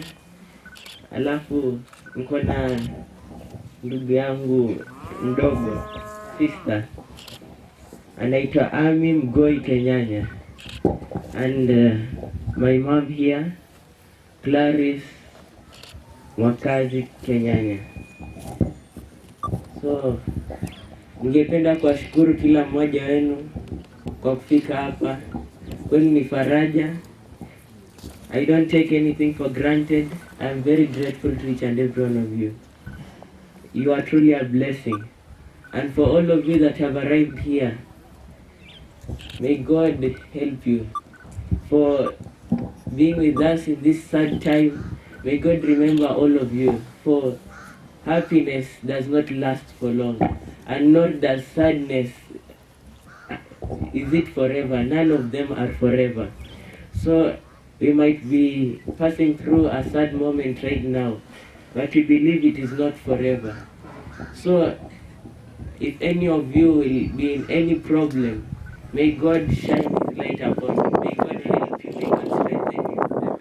For when you stand with one another, God will also stand with you. He is not a man that he shall lie. He is faithful and he is true. He does not, whatever you are doing here is like a seed you're sowing to your future, and your whatever thing you'll pass through in the future. Truly it is a sacrifice. You have made a sacrifice to come here. May God see you throughout your life, throughout your problems throughout your life, your family, everything. So I'd like to finish with thank you so much. Amen.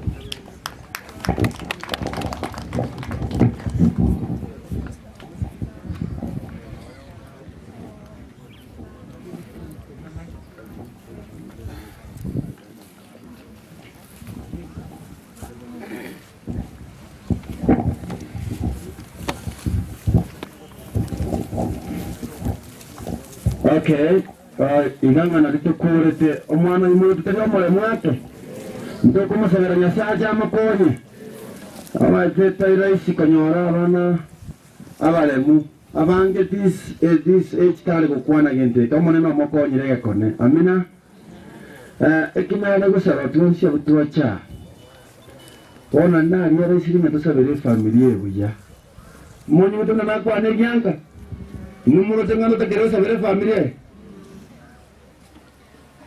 inchira bondochi. Tunashukuru Mungu kwa sababu ya kuhudhuria kwenu. Sasa tangazo la mwisho ndio hili. Ikiwa tumeshare na ndugu mmoja hapa, ikiwa labda resa na kwa ete kinde ukala jita asigitega tugote kwa mara igo kwa nina bara mubaira nini usonye deso gwate kinde kiao nyewe kirabono turadai bakitu baho murembe mana itakwa maheru tutene ne tusabe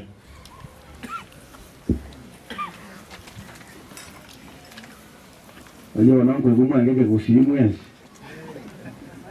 wala muna tugo saba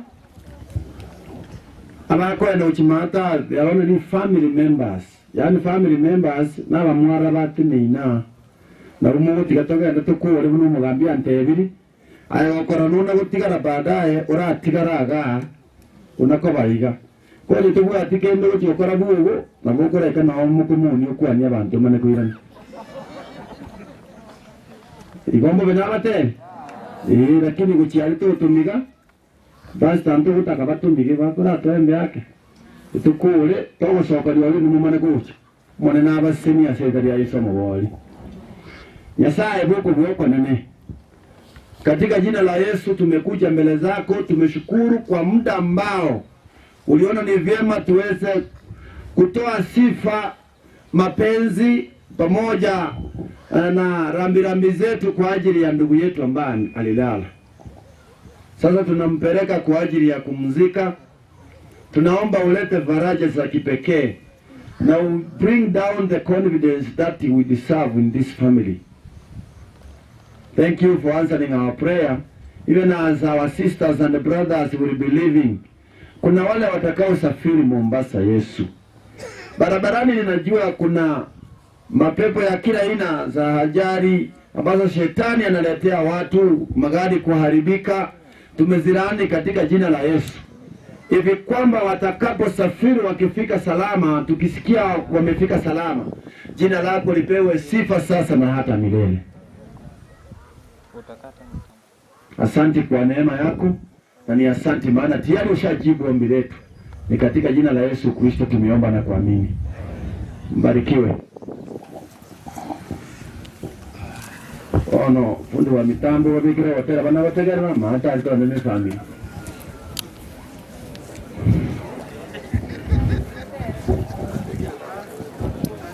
Family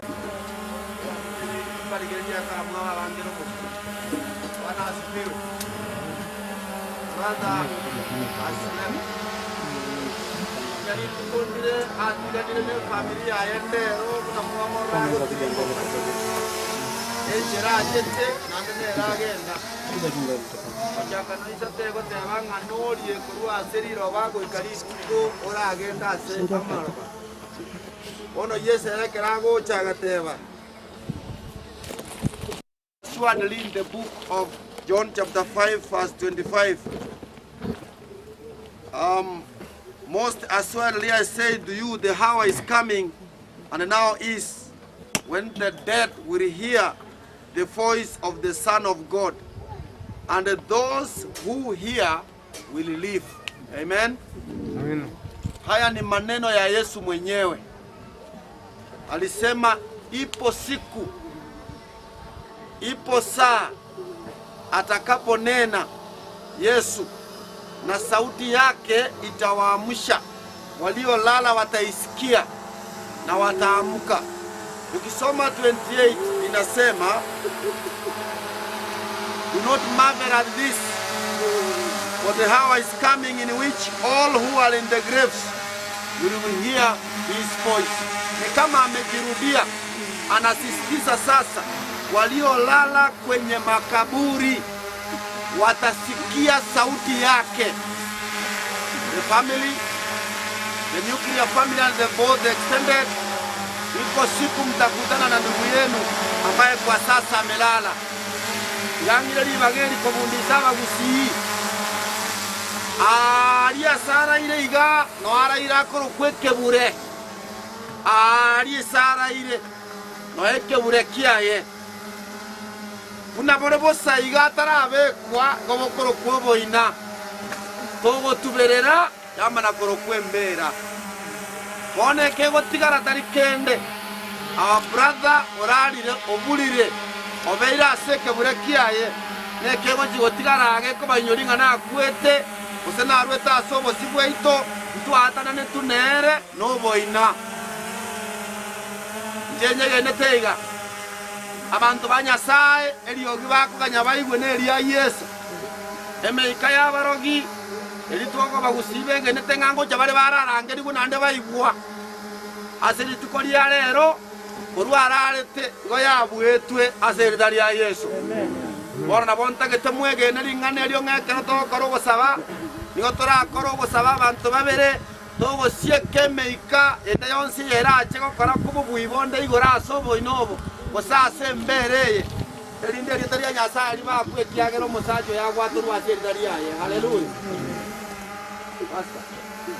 Sabana nje Dosa wangu Data nyasaye yaure kiagera to aina kiringa kusombo no we kirwa sara timokere wiki makamjeli ko ne abo twa manyana twasa bero ka Krista abana batigere no mongina abamwe abone abate yonsi Yesu Kristo kwa semeri nga ngundu embere yo ko kwa kana karenkoro wani mera koreka twasa bero nyasaye ito tutangaziro winga ngo abweta bakweli andiro nya bwito ko itabono kama na influence teni engeye ga karata ko yanda sai malaika atigare kae ga ko yari botambi asitele to kumori.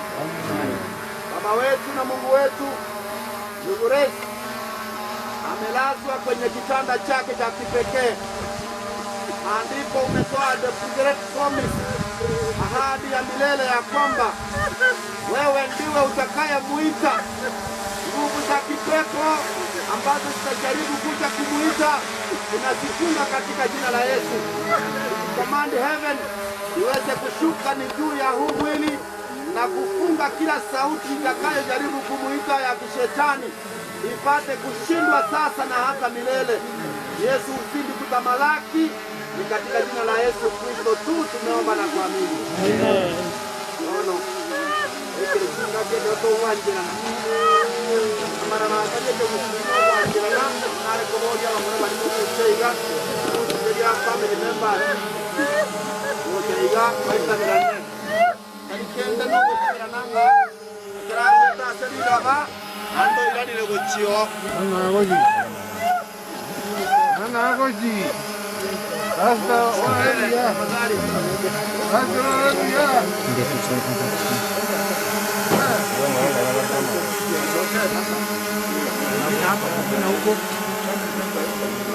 Tafadhali kuja tu. Naomba msongee. Anakuja. Mama mjane.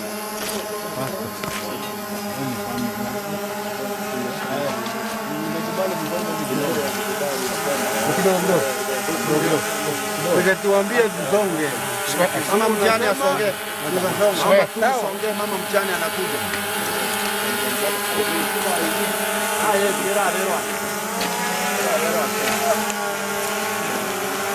Kila tunafanya ni kukubaliana ya kwamba ndugu yetu aliyeumbwa kutoka kwa mavumbi amerudi tena kwa mavumbi.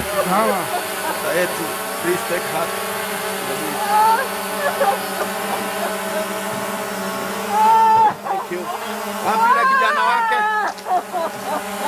kila kijana wake. Thank you.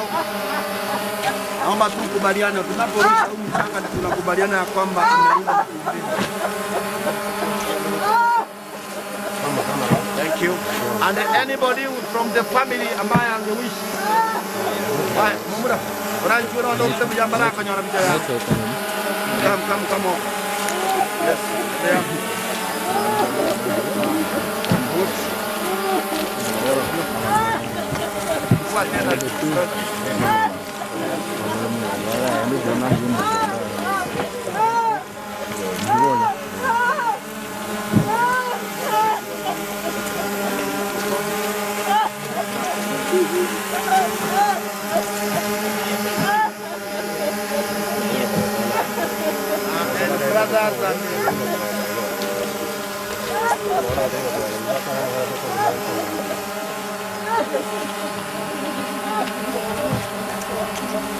Gato ahita beranire abatoko abamurari bakamukore gasiye no gukora muturande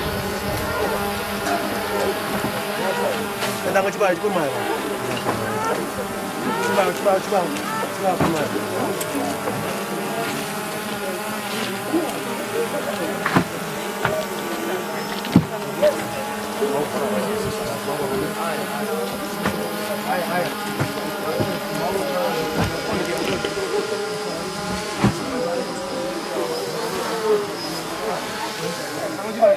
Quando o motor alegra uma cor.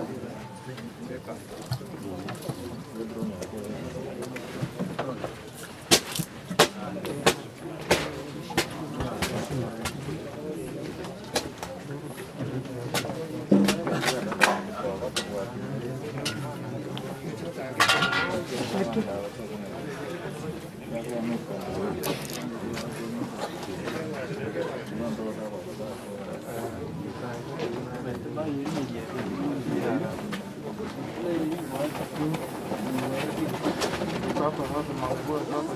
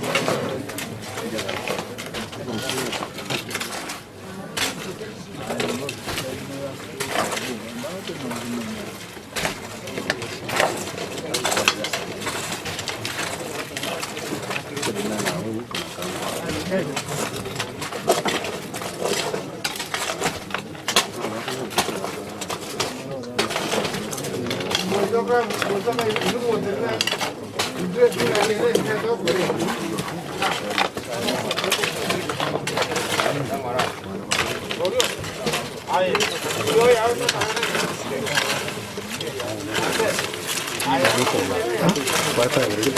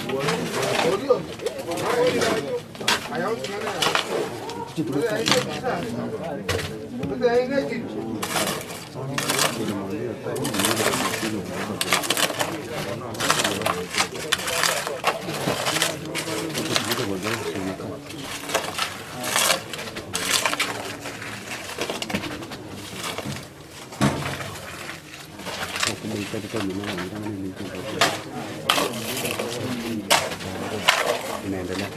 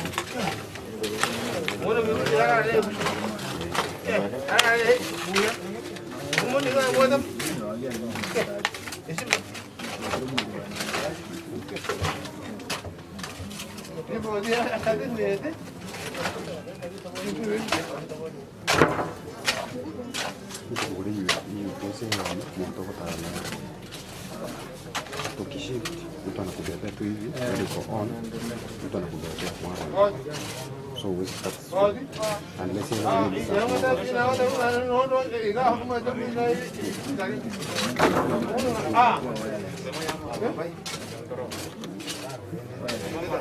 but each of it is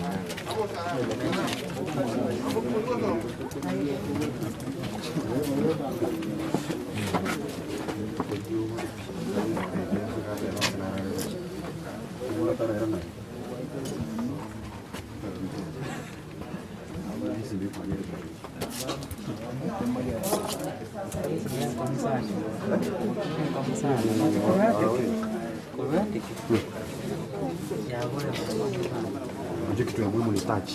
Touch ni ya muhimu. Touch ni sababu ya vitu vingine. Kila mkono ni zile nyingine.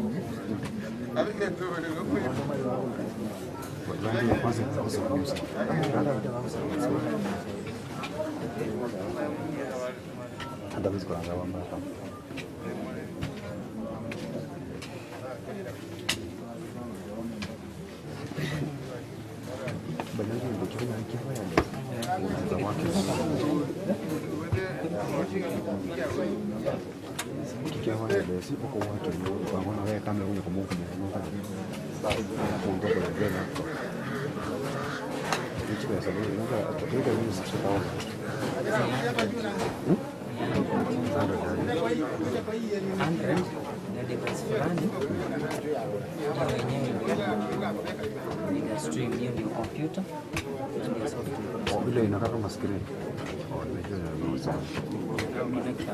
Wi-Fi hiyo kwa connect.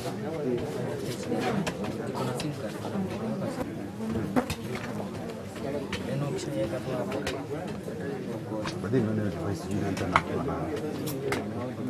na kama screen. Naweza wenga mlisi kama hapo. Battery ndio anaona kwanza ndio receiver wire.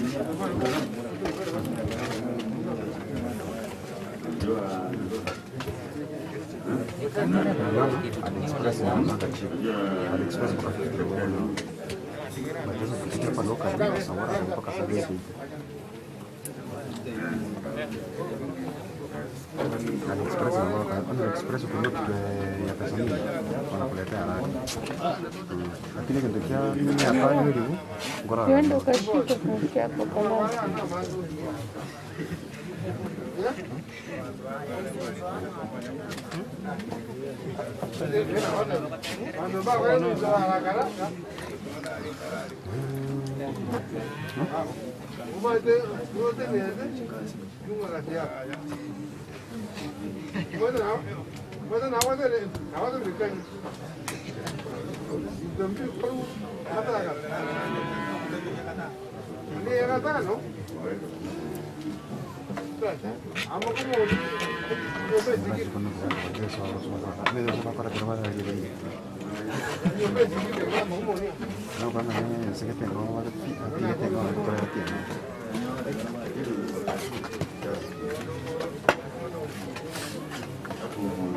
Apa petenya ni? Baru jadi frustasi tega apa kamu? Apa kamu?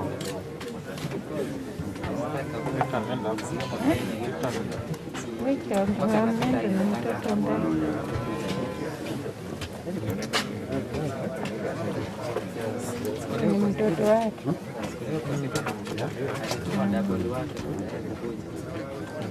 Sasa kuna ile time na hizo ndio ni Chris Brown na Chris Brown wanadai kwa kimungu mtu anamwana msema wana doubt labda kwa msema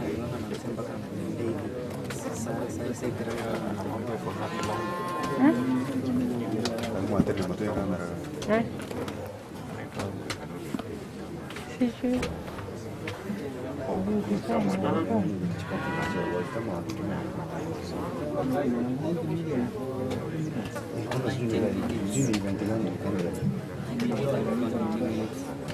Altuma mtu anamweleza hata design alikuwa na dini hata kuna mtu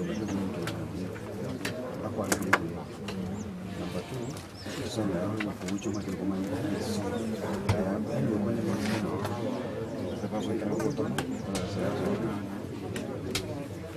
sasa kama alikuwa anaiti mingi ndio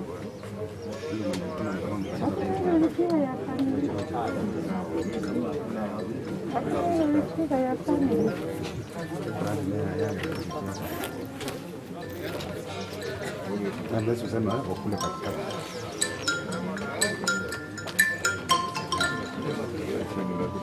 so I think ndio tangu hiyo Chris Brown ndio alianza kwa kama wasanii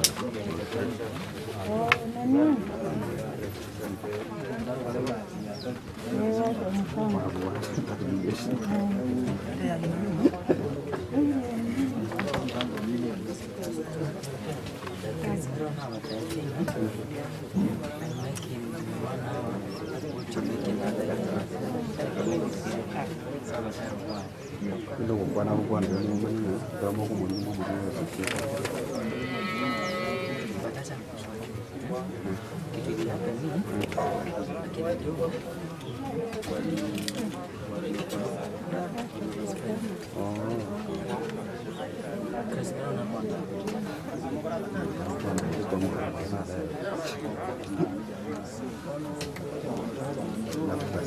tomorrow nadra mama tengo kwani school kana yankira kwanza nadra lazima materi ama sifutulize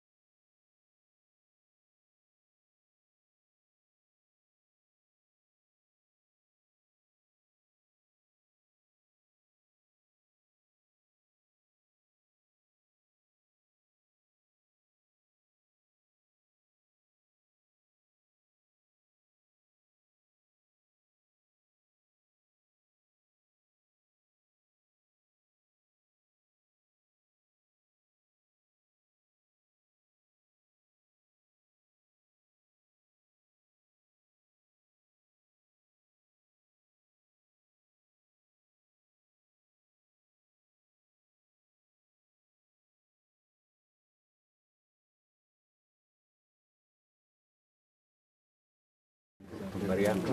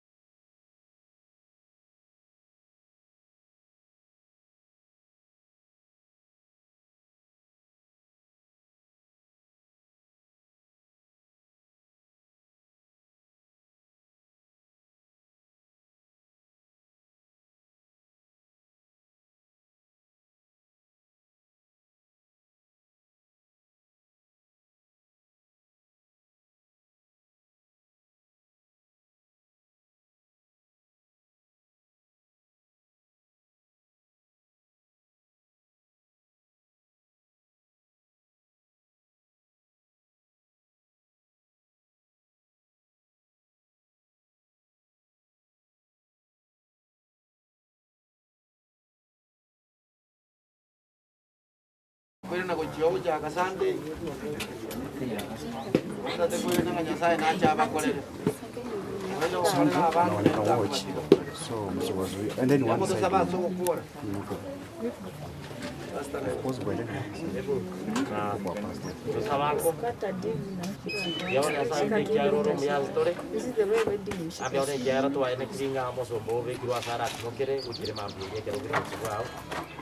Nasa witekero ya mate yae abana mungina abamu abana wa kurisika Kristo Yesu obare migwetani tere bwamone kero bagutigara bono gocha kubugima mwanjo batayo let them accept and start new life ekero tanga ina Yesu bono abaminto bakore mirime basisi abatwensi twa witness ya Kristo twasabiro gosene kugwa kwabere ndo twariga nikero yo moko manyana ngutoro entore ni burtu ya kabere ase ko tobango ngo gweteka turuya twasabira asirita ya Yesu oiro mogorito amina kachira nata season yuko weka amaoga atabuga dikendo taboseni ogo tangasanga obugima bwaito bungege sicha pero toro ja ukebeka akero le kane buya lakini after 1 week ngoja kanyara kiomile wana watu wale wajaka and the wife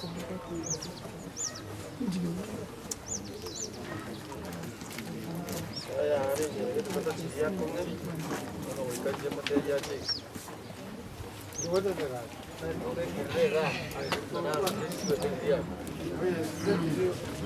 awal bagai jatuh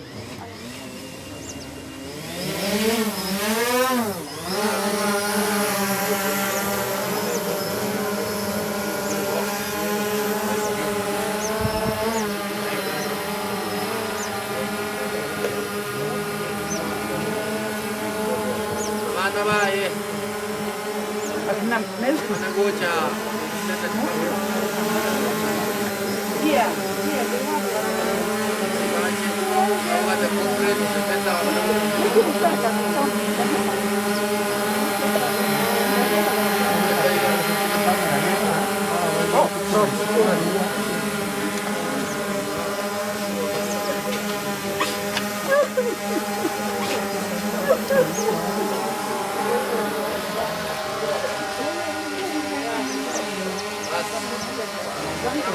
apa buat tadi yoga? Yes, jangan buat ini cuma sama kan. Yes, apa lagi? Sister dan brother.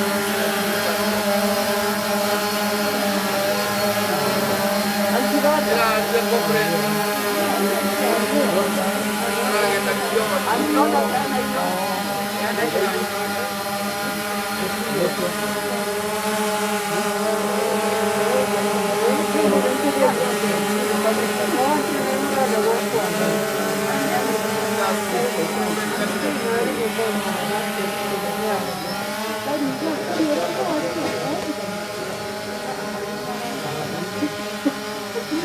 Jadi mana buat deh, yoga kado.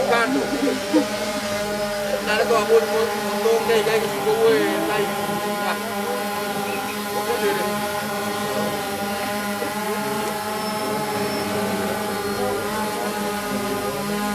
Well.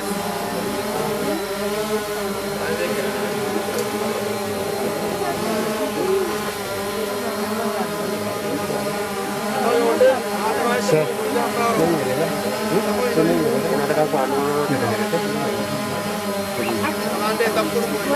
Unaona? Nimepita tu huko.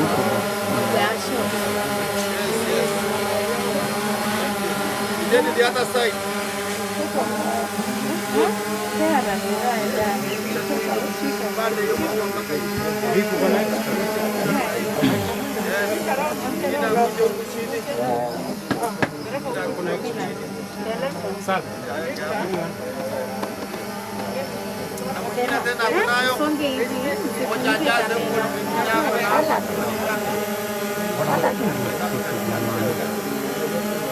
Ini apa?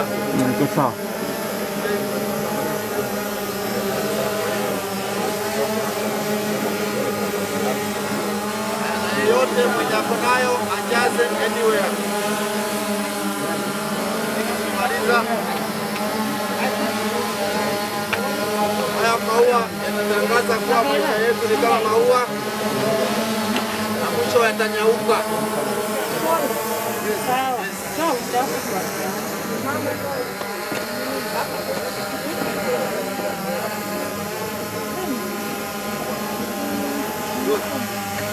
Sasa na tuombe tuelekee kwa nyumba pamoja na nuclear ya family. Tuombe. Mtakatifu na Mungu wetu, tumekubaliana ya kwamba ndugu yetu amelala na amelazwa katika kaburi lake. Sasa familia wameweka maua kuonyesha vile maisha ni kama maua na mwisho yatanyauka. Sasa tunapomaliza tukiingia katika nyumba yao, tunaomba uingie pamoja nasi. Kila mmoja wetu atakapoelekea kwake, mapenzi yako Yesu yafanyike. Usafiri naye, jina lako lipewe sifa sasa na hata milele.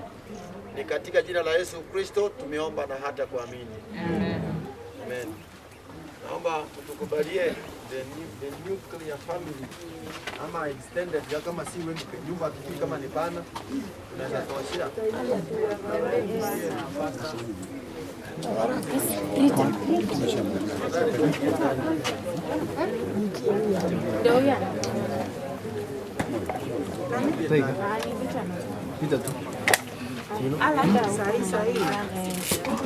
Just in 1 minute. Songa nyuma kidogo. Songa nyuma kidogo. Simamia pale.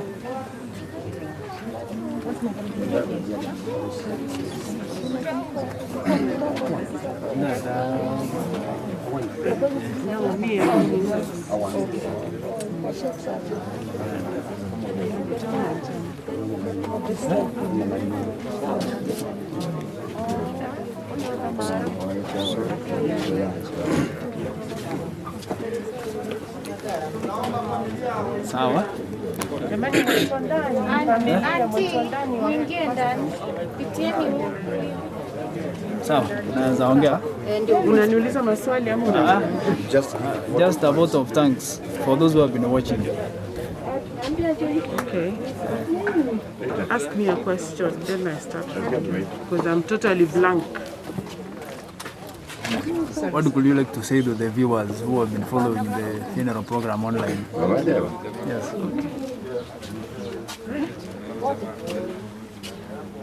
How loud do I have to be? Can you hear me already? Yes. I'm loud enough. Yes. All right, so before I ask, on behalf of the Kenyanya family, I wish to say thank you to all the organizers, to all our friends and family, far and near, everyone that loved Lester, everyone that knew Lester loved him. Some loved him more than others, but it's because he touched their lives in one way or another. And so, everyone that has reached into their pockets and given, may God restore, as he says in his word, good measure, pressed down, shaken together, and running over. May goodness and mercy follow each of his friends and family, and especially the Kenya's family, that they will stand together, united as Lester united them. Should any division come about, know that Kenyans will fall apart. As for the Kenyanya family, Auntie Clarice, we stand with you. The children, Alex, Alan, Sandra, and Amy, we love and treasure you, and we will do our best as God leads us to take care of you, and we love you so much. Thank you, everyone who was watching. We give glory and honor to the Lord because of the goodness of the Lord. May the Lord bless you and keep you. May he cause his face to shine upon you and be gracious unto you and give you peace.